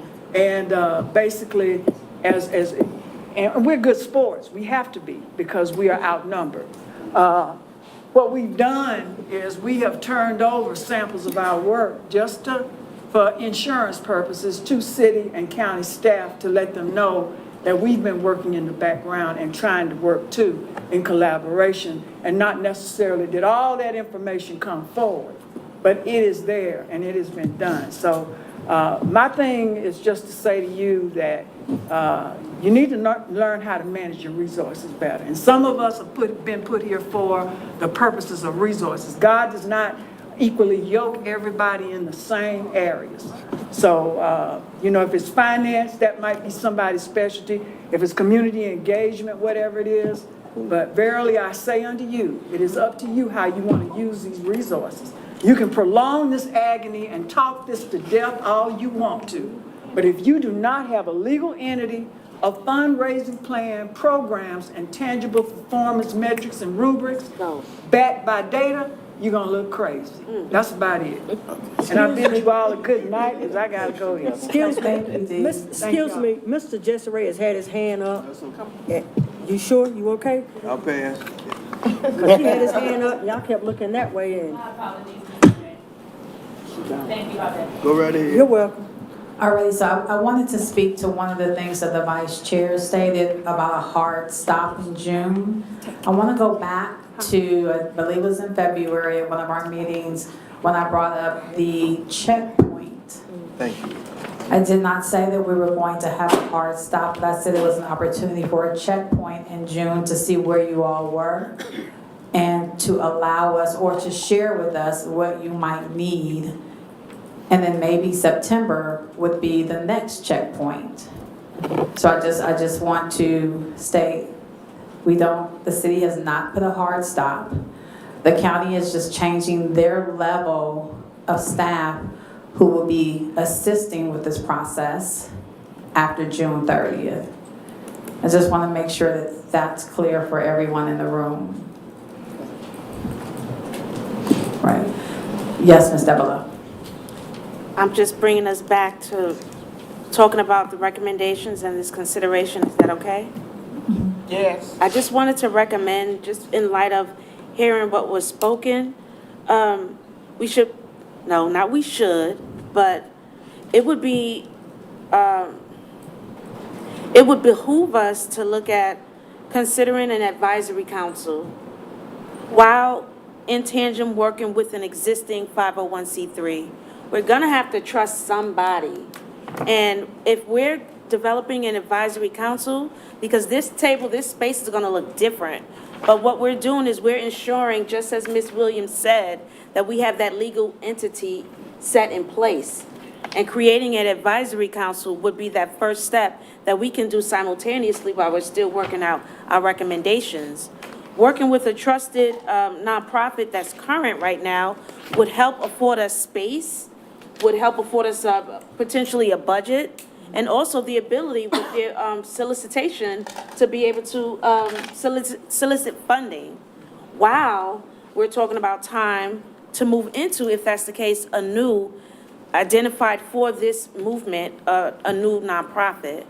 But I'm just putting it out there that I recommend we really seriously consider an advisory council as we move forward.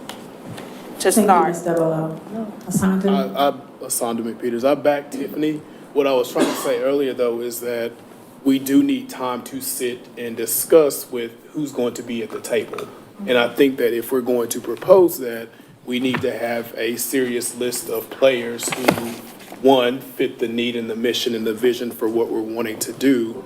And two, we need to have a time to talk with them to make sure that if we're preparing this global accountability, that what can you bring and what capacity can you serve on? So that's what I meant as far as relationships. Like, there's a lot of players that we've been working with to do reparations, but who's on board to essentially take it further in what capacity? So I do agree, and I think that if we could have a meeting where we're all together to discuss that, I think that that would be a great cornerstone to get to a recommendation for this. Thank you, Asanda. Just Dr. Mullen, just in terms of considerations for you all, as chair of the committee, I really tried to keep up hard with what each of the IFAs have been doing. The recommendations, your considerations throughout the months you've been working, it is overwhelming, the amount of information I've tried to assimilate. Whatever structure that you have, my recommendation is that you make it multi-headed, so that you have a set of people who can talk together rather than one person considering it all in their heads or two people considering it's too much. The second thing is, as I was reading through the accountability proposals that I had in front of me, it occurred to me that one is waiting down the road that probably needs to be addressed now, is that in any form, we're still going to come up with measures that require an implementation that might be less than what we expect from an existing government agency. In other words, it's very I have found it very difficult to compel the public schools to close disparities by advising them. Right? Have to get in there. You see, and so, but on the other hand, we have government agencies who are authorized to do this work, and even their lines of authority are muddled. I mean, for example, city council can't tell Asheville City Schools how to do this. Right. Or Button County can't tell Button County Schools how to do this. And so those lines of implementation and overseeing it, I don't want you frustrated at the point where the rubber meets the road, where you can't really make it happen. And so I just put that on the table for you. Thank you, Dr. Mullen. Mr. Harris? I sort of would go along with the advisory council model, but could someone tell me who the existing 501c3s may be so that I can vet them? What are some existing 501c3s? Yeah, 501c3s that But consider, I think he was talking about like coming up, us as a commission, coming up with a list of some potential 501c3s to be vetted, am I saying it right? Well, I mean, there's like, RSAA that's doing reparation work right now, but we don't have a relationship with them. So we need to talk about how that could look. But okay, I just want to know who those existing 501c3s, who they are. That's a discussion that we can. I want to ask something. I want to respond to what you said, Asanda, about RSAA. I actually have an opportunity to meet with Tori Washington, sorry, Tori, if you're listening online, with Tori about what they're doing at the RSAA. She would like to be able to come and present a presentation that's just to let you all know where the RSAA is at this point in time.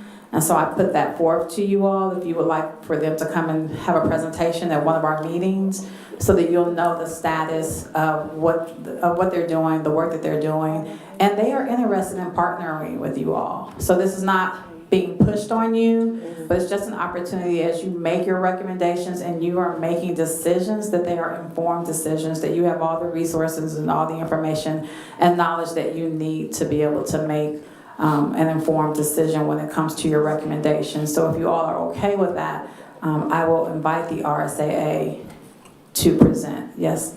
So just one thing, right? So RSAA definitely is doing great work, but there are other nonprofits that are doing great, that are doing some great work and really doing reparations without the term reparations. You know what I mean? Trying to address some of the issues and addressing things, right?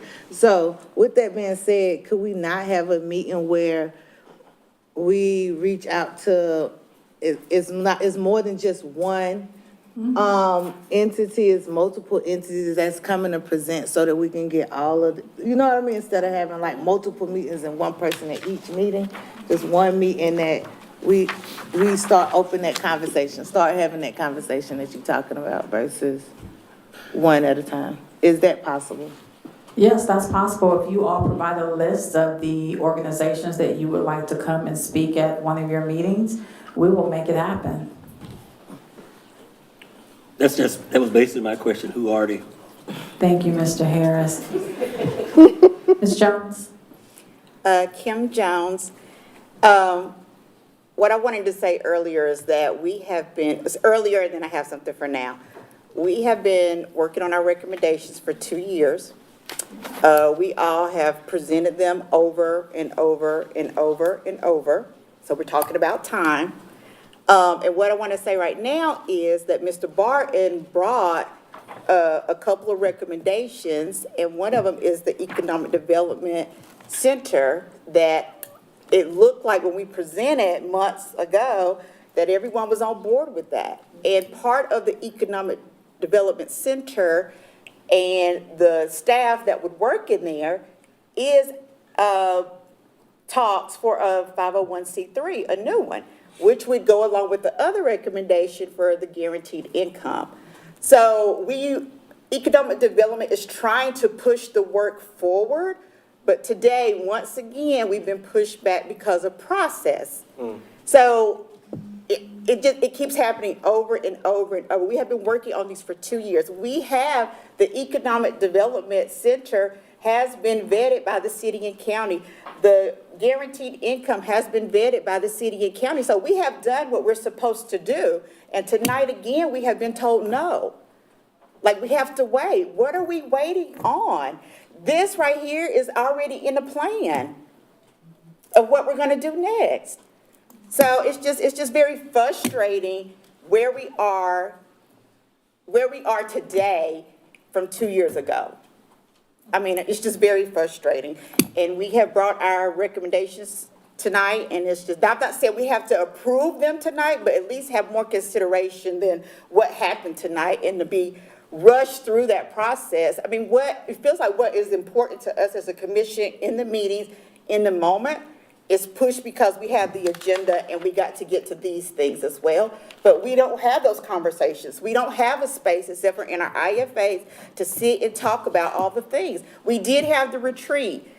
We did get some good work done at the retreat, but our meetings should have been focused like the retreat ever since. They haven't been.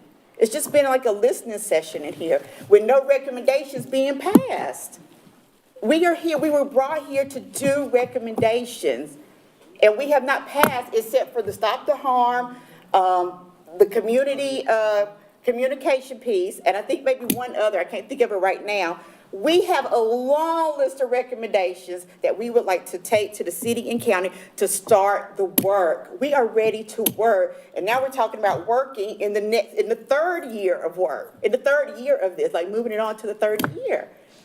I'm just saying, it's just a lot to see this when we already have it in a plan, when we could have had it went before the commission a long time ago when everyone seemed to be on board for economic development, for the Economic Development Center. for Understood. everybody. Thank you, Ms. Jones.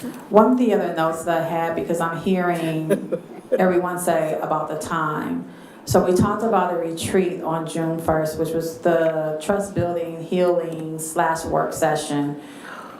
I am going to put to the group of you that maybe it is a working session. So instead of it being the trust building, focused on the global accountability consideration. So it'd be a working session. And wondering if you all are amenable to that. So, Dewana Little, I am definitely in support of having a work session with the full commission in any form, right? I was always opposed to the trust building healing thing, just because I feel like it's so much work to do and I feel the pressure, like I'm sure most of us do. But I don't want to overlook what Ms. Jones just said. I'm over here like, you know what I mean? I don't want to overlook that, because if we having that session in June to work on more of a global accountability, but they already have a recommendation that already upholds what we talking about in the global accountability that has been presented and vetted by this commission, I feel like we should stick to the process that we have always stuck to. As far as the city and county has already vetted it, it has been vetted by staff. That was a part of the process. Like, I feel like I don't want to overlook and dismiss the needs of our commission members and us as a commission, because this is hard work. You know, like, it's really, really hard work.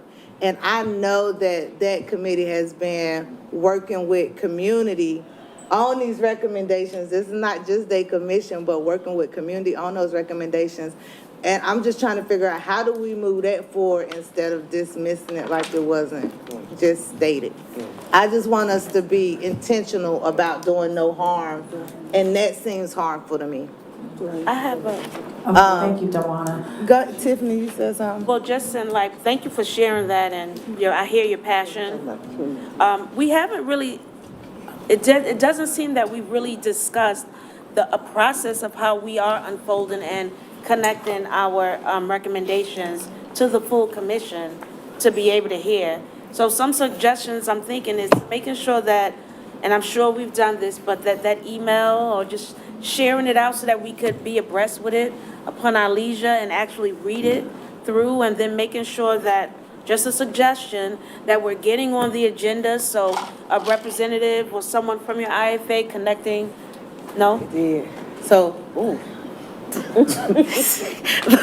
I'm saying, Thank you for your work. thank you for, you know what I'm saying? Like, that's why I'm like, because I do know, like, we just can't overlook that. And so if that recommendation can be sent out, I would like to make a request. If the recommendation that was proposed by the economic development can be sent out to the full commission, so that we can have discussion at our next 2-week virtual meeting about it. So at our next meeting, we can be voting on it and moving forward. Because if it's already done went through the process, why are we going backwards? And it's offensive and it undermines the work of the commission members. And I just want us to move forward. So I want to request that the recommendation that's being referenced be sent out to the full committee, at the full commission after this meeting, so that we can vet it and that it's put on the agenda for commission conversation around the recommendations, questions answered at our next meeting, so that it can be on the agenda for the next in-person session for a vote. I don't feel like we should be slowing down this process when there's so much work has been done, and it just undermines our work. Like, if we had a process, that was the process. Submit the recommendation, it's vetted by city, let's not detour from that. And if it's already happened, let's do that, because I know in the background, it's a lot of work and it's a lot of things going on. And we just need to be intentional, because it's starting to be harmful. And you don't want us to get tired of sitting at the table talking, and we supposed to be the ones doing the work. You know what I mean? Yeah, thank you, Dawana. As I was listening, I was just kind of going back. I think we landed here, Ms. Jones, thank you so much. We landed here with the term global accountability because there were some overlap in multiple IFAs. So the intent was to not just pass one IFA's accountability recommendation, but to consider all of the accountability recommendations that was in almost all IFAs. So Ms. Jones, you are right. I remember at the retreat, everybody seemed like we were all on board with a version of this, but everyone had a different version of a recommendation. So there was one from the education IFA group. There's now another one from the economic development one, and I feel like there was a few more. Housing. Housing. Criminal justice. And criminal justice. So this is called global, and from what I remember, global meant everybody trying to agree on one of those or all of those or mixing some of those together. So that's what I remember. We just came back with what was possible based on legal. Go ahead. So I see Ms. Weston, and then Ms. Kim, I'm coming back to you. Go ahead, Ms. Weston. I do want to say, CC Weston, I do want to say that I took the survey. And on the survey, all of that shows up. Even though I don't agree with just choosing one out of the IFAs, the global accountability in some form, as Vernicia is saying, does show up in the survey. And I think that if we look at it and try to pull it together, we'll find that we're all saying the same thing. Yes, ma'am. Go ahead, Ms. Kim, and then Mr. Richardson. That's what I was gonna say. When we presented, it was a center that would house a space for all 5 of IFAs. That would be, I'm gonna say it, for Black people, by Black people. I know we can't say that, and that's a high legal risk, but that was our thoughts. And anything Black, everyone is involved in it. So we know just because we say for Black, by Black, doesn't mean it's only Black people that will be doing the work. But it was to include all IFAs and to have a space and to have somewhere that we can go and we can create what we wanted. It was not to exclude any other IFAs. That was our recommendation. We felt the Economic Development Center would bring everyone together. And we did, including however criminal justice want their area to look, healthcare wants their area to look. It would be up to whoever they decide or whoever wants to figure that out. But it would be one space that is dedicated to Black people in Asheville where we can go and get service the way that we want. So. Thank you, Ms. Kim. Mr. Richardson. To Ms. Jones's point, why can't we look at our recommendations, and to Mr. Barton's point, as they are prepared, we work on them, we vote on them, we agree on it, and then that is done and taken off the table. And then that reduces the number of things that we have to discuss, review, go back through process. It's not like it's a great meal and we have to have it all come together simultaneously. If economic development is ready to go, as Ms. Jones has said, there are elements within economic development's recommendations that will accommodate the other IFAs. By all means, complete work where we can and be done with it. Yeah, I love this. It's not about me though, but what I'm thinking is if there are recommendations that have been vetted and y'all are ready to vote on them, if we can get a list of those recommendations and we will put that on the agenda for our next meeting. Yes, ma'am. Send it out, the recommendations that are already vetted, send them out to the full commission in time enough for us to be able to process them all. And you know what I mean? So that when we come to our next meeting, we can have a productive conversation. All right? Yeah, well, it will be. It's like 2 weeks from now. Virtual, right? Virtual. Oh, okay. So here's what I will, to clarify that, if anyone, matter of fact, we'll do this. If you all are ready to have recommendations voted on, send those to your IFA group leader. We will get all of those recommendations ready to go to be voted on at our next, on our agenda at our next meeting. Okay. Does that sound good to everybody? Yes, ma'am. Ms. Amiris. Hi, everyone. Can I just make one suggestion? Sure. It's just a humble observation that when it becomes time to vote, the next thing that will come up is that we haven't decided what the voting process actually looks like. So what is majority, what is... The voting process will be majority vote, how we've been doing it. Okay. Yes, ma'am. So, Before we've already submitted them to this group back, I think that's part of what the discussion is, so like what's different about this time? asking that to the group. The No, time. Time is April. No, like, yeah, the timing of it, like, I think timing's of the essence. We love that mindset. And so it's like, if they already been vetted by this group, it's been presented and it's been vetted, I don't think, like, I need a refresher. I'm gonna tell you now, because my mind is like, so I would like to see the recommendations that have already been vetted by city and county staff, because I think that was what held up this coming to the table.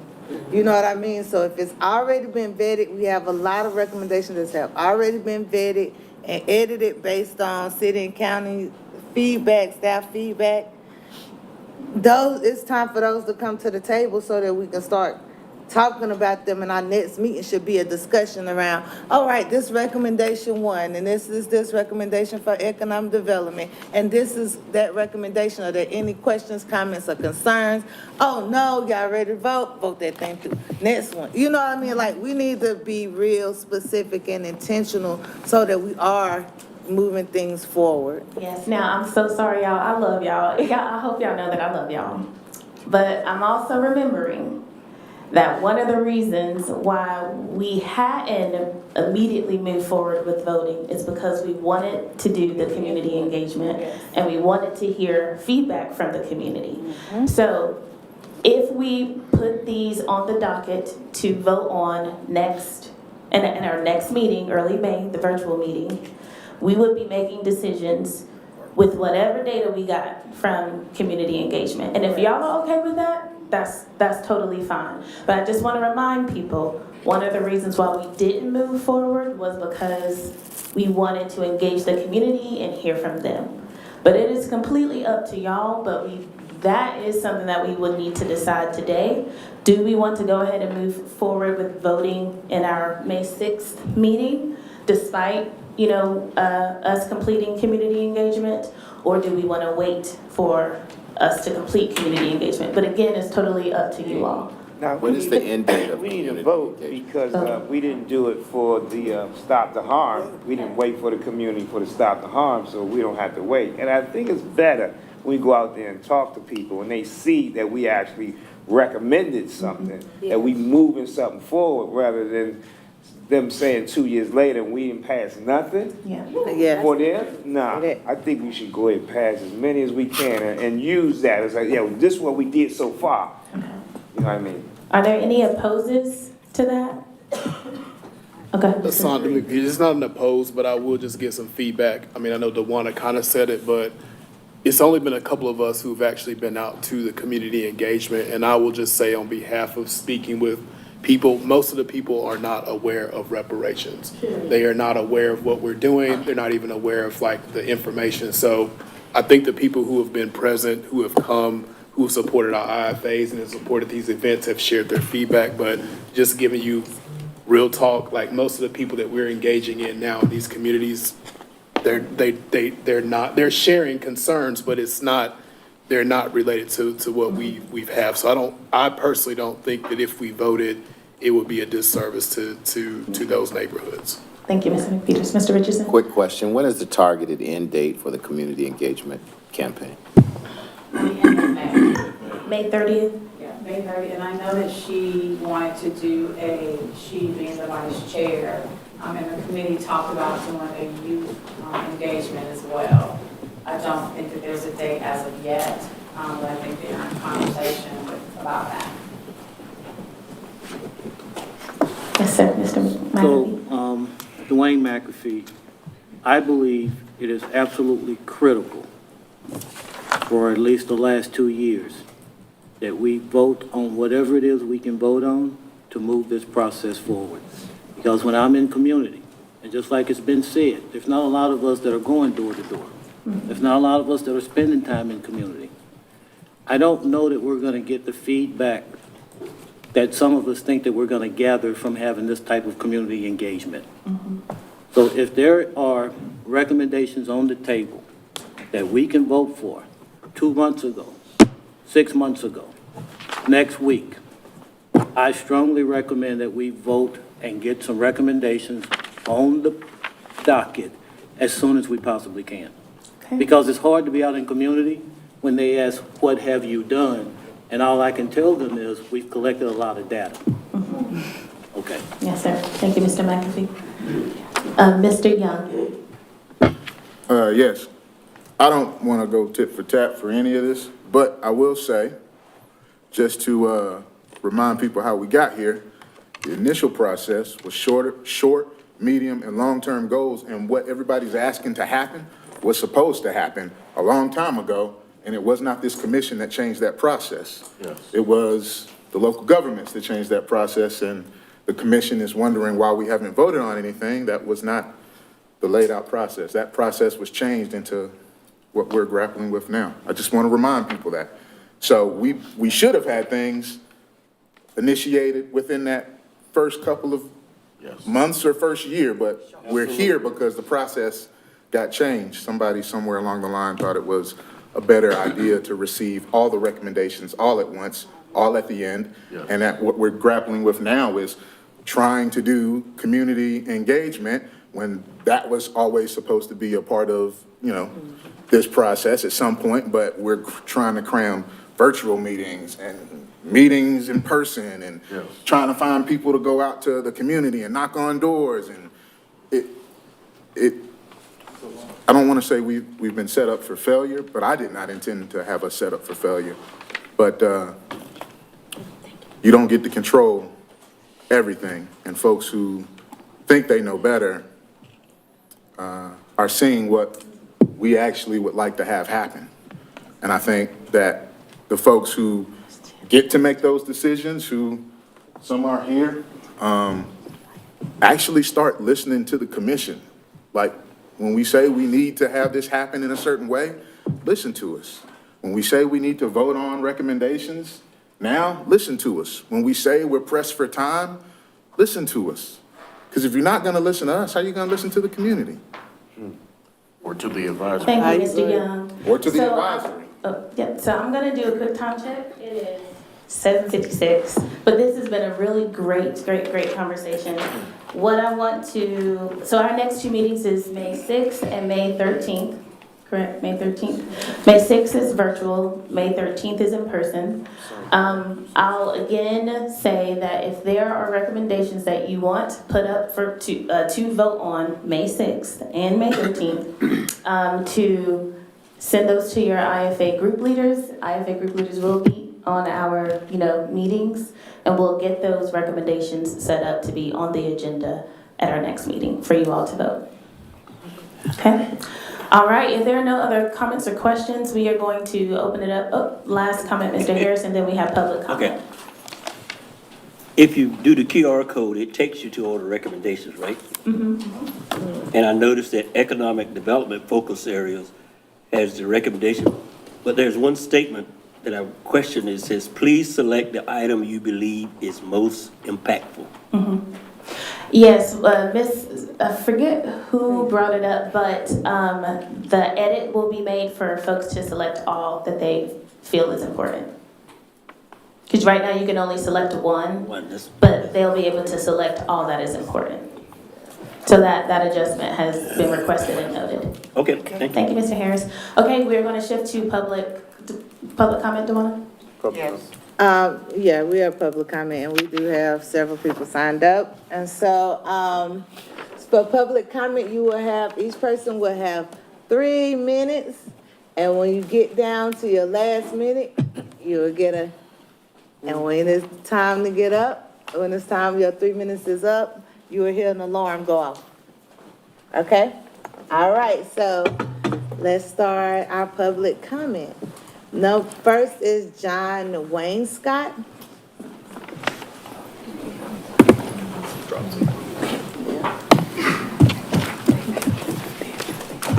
Hey, my name's Jonathan Wainscott. I was super excited to see the African American Heritage Trail that was unveiled a few months ago, and marker number 1, I think it's 1D actually, out by the courthouse and the city plaza there, recognizes Newton Shepherd, first alderman here in Asheville, but it shorts him out. There's a couple problems with the sign. One, Newton Shepherd was elected in 1881, 1882, and 1883, but the sign says 1892 and 1893 and leaves out his service from 1881, and it's pretty important because of different mayors that he served under. As a completely different history that has been told out there. And also 1883, again, that was the founding or was the year that the city of Asheville was incorporated. And it's emblazoned on the city building, the entrances to the city building, 1883. So there's black history in the date 1883, and it's just sort of been hidden in plain sight for almost 100 years. The building was built, I believe, in 1927. And so, you know, Newton Shepherd won 3 races, but he's only really been given credit for 2. He got a three-peat. He won 3 in a row. And so I don't know how anybody would feel if they won 3 championships or 3 races and only got credit for 1. And this is the only elected black official in the 19th century, all the way up to 1969. There's one person. And you drive around Asheville and the streets are just, every other one is a name of a person. I don't think there are any that are named after any black people other than Isaac Dixon. That's the only person that we know. A lot of people don't know who Floyd McKissick Sr. is. He was a civil rights giant, marching along with Martin Luther King Jr., no respect to MLK, but he never came to Asheville. Floyd McKissick Sr., born and raised here. Born and raised in Asheville, and his name is nowhere in this town. So the restoration of dignity and the history that needs to be brought forth. The African American Heritage Commission is doing some work now. Reparations takes place at City Council all the time in certain ways.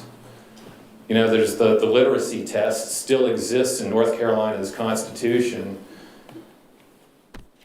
voided by the 1964 Voting Rights Act. I don't know how everybody feels how solid that is these days. And there's plenty of things that can be done outside of this commission. Recommendations can be made. There's a city council meeting tomorrow night. I don't know if anybody here would recommend that the literacy test remain in the Constitution. It could be very easily. I'm sure that if you went to city council and recommended that the literacy test be taken out of the Constitution, they would put it in their legislation. Thank you so much, Mr. Jonathan. All right, thank you very much. Thank you. Miss Belinda Grant.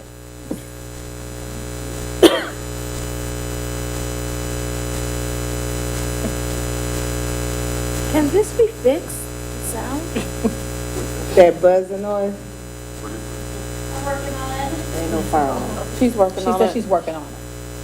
Hi, my name is Belinda Kennedy Grant, and I'm here representing Mount Zion Community Development Incorporated, a 501c3 nonprofit. I know many of you, and for those who don't know me, I'm the executive director of MZCD, and we're a 501c3 nonprofit who's been in existence for 25 plus years. So before I say anything else, thank you for your collaboration and support through the years. And when you look at economic development, I would like for you to consider a health and wellness component, because in order to have economic impact, you have to have bodies.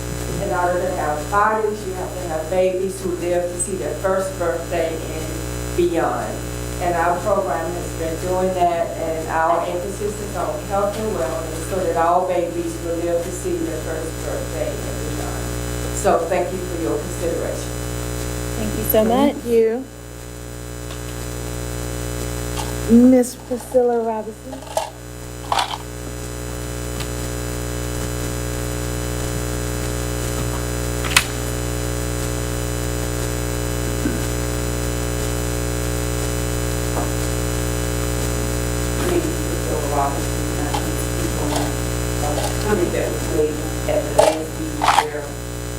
stated we didn't have data and we didn't have to control that no data was available and didn't have time.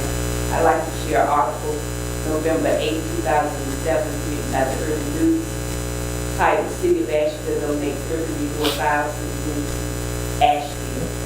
Reed Fordham was a student at UNC Asheville, and he was also, he did an internship at Mountain Housing Opportunity, where he discovered the urban renewal files, you know, at the Austin Hotel. Cindy Weeks, who was Community Investment Manager, stated, "This was one of the most exciting days of my 30-year career in community development because I knew this history could have easily been forgotten, discarded, or destroyed. I knew that we were doing something great by bringing it back to the community." The urban renewal files, as we know, they contain detailed information, photographs of homes and businesses before they were demolished or refurbished. The files also contain home appraisals, newspaper clippings, and homeowners' letters to city officials protesting the eminent domain ruling that ultimately raised parts of the neighborhood. Mountain Housing Opportunity realized that the files were truly valuable historic documents and began the process to donate them to UNC Asheville, Ramsey Library. And the city council passed a resolution to transfer the files to UNC Asheville along with $10,000 to cover the cost of processing and cataloging all the materials. The urban renewal of East Riverside neighborhood was significant and painful history event for the African American community and for the whole city. I'm so glad that the city and Mountain Housing Opportunity staff members were able to work together to find and reclaim these files. The file contents, especially the photos, represent the memories of so many people in our community. And because UNC Asheville is able to house the files as part of their historical collection, we have an opportunity to learn from the past, said Asheville Mayor Terry Bell. So for you who haven't gone to UNCA to look at those files, which give the appraisal amount and the acquisition amounts, I encourage you to do so. Thank you for your time. Thank you so much. Khalil Bass?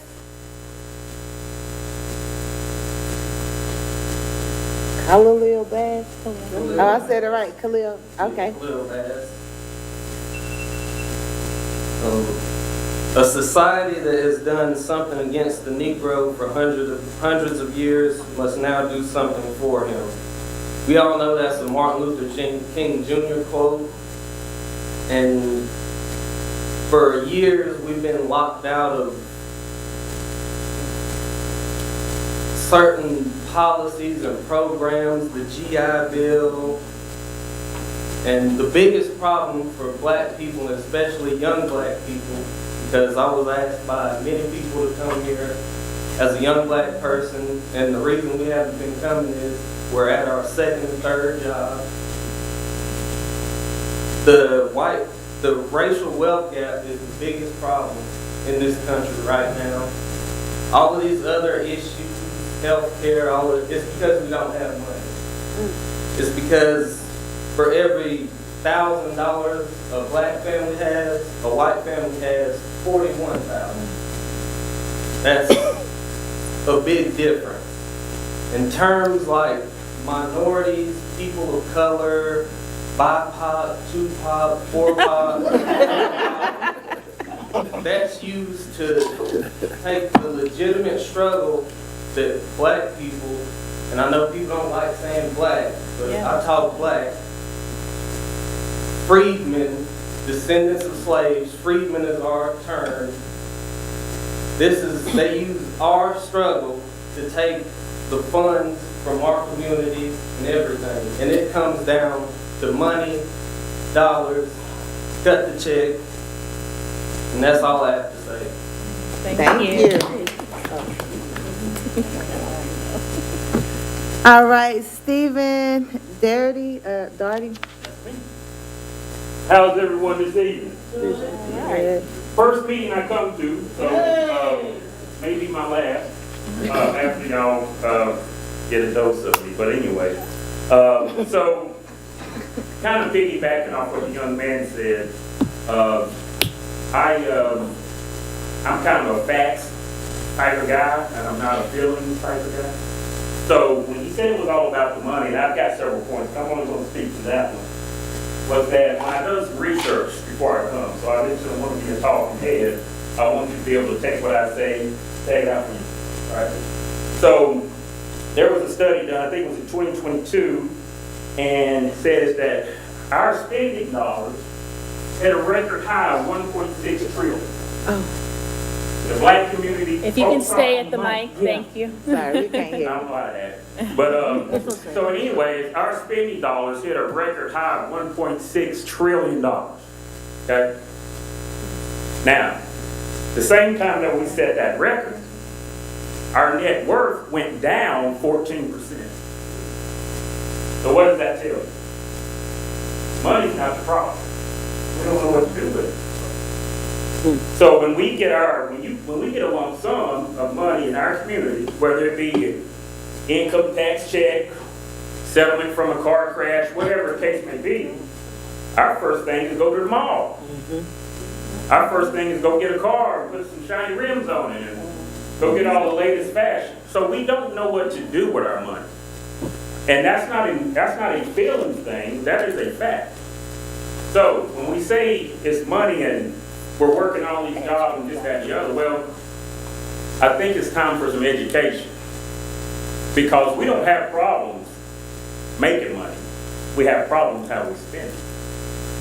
So with the, one of the recommendations where we're talking about the Economic Development Center, I think that would be good. But also I would like to see something, we're going out to the community and we're getting their thoughts and ideas. I'd like to see something where there's the old saying, nothing wrong with being a copycat, just know which cat to copy.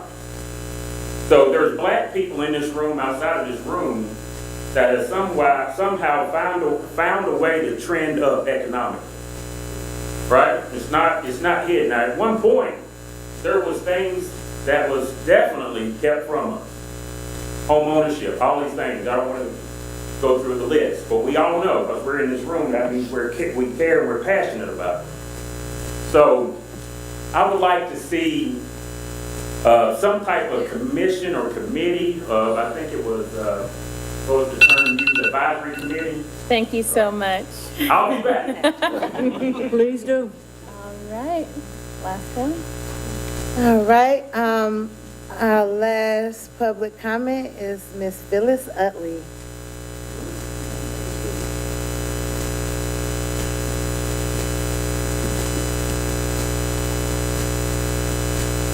Hello everyone, my name is Phyllis Utley, and I am so grateful for everyone in this room. And I thank you for your work and for what you're doing in all the different places and spaces. And I want to share just a little low-hanging fruit. And the brother over there, actually, who just spoke, actually, he got me to thinking. This is also community engagement, right? There's more outside, but there are people here who are here for the first time.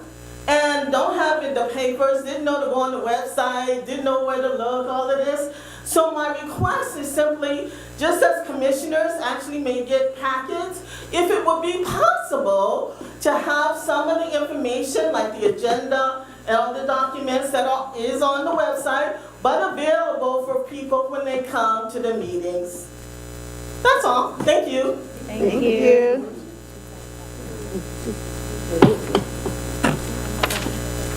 So that was the last of our public comment. I would like to please restate that, please sign up if you have not signed up to man a tent. Our commission will be manning these tents. Please, please, please, you don't have to walk around, you can sit in the tent. Like, I just don't want people to have an excuse not to sign up for the engagement this weekend. This is a big thing, and we need to show up in numbers. Please, please, please sign the sheet that's floating around. Our next meeting is May 6th. This will be our virtual meeting. And we will, at 6 o'clock. And so, you can use I think we already have the links already sent out. And so, thank you, and we will be talking about adding those things to the agenda, so, As you get the agenda, please be sure to read the attachments thoroughly. Be prepared to vote. Is there a motion to adjourn? I move that we adjourn. Is there a second? Second. Y'all want to stay? Ms. Babette seconded. CC Weston, Those in favor? Weston moves. C.C. Weston and Ms. Babette. All those in favor, please say yay. Yay. Yay. All right. Yay, yay, yay. Opposed, please stay. There you go.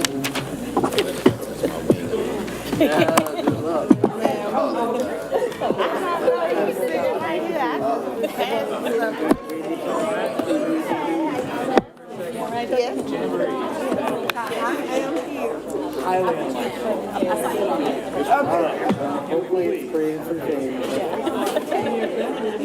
Can we take these? I'm going to the high school. Yeah, so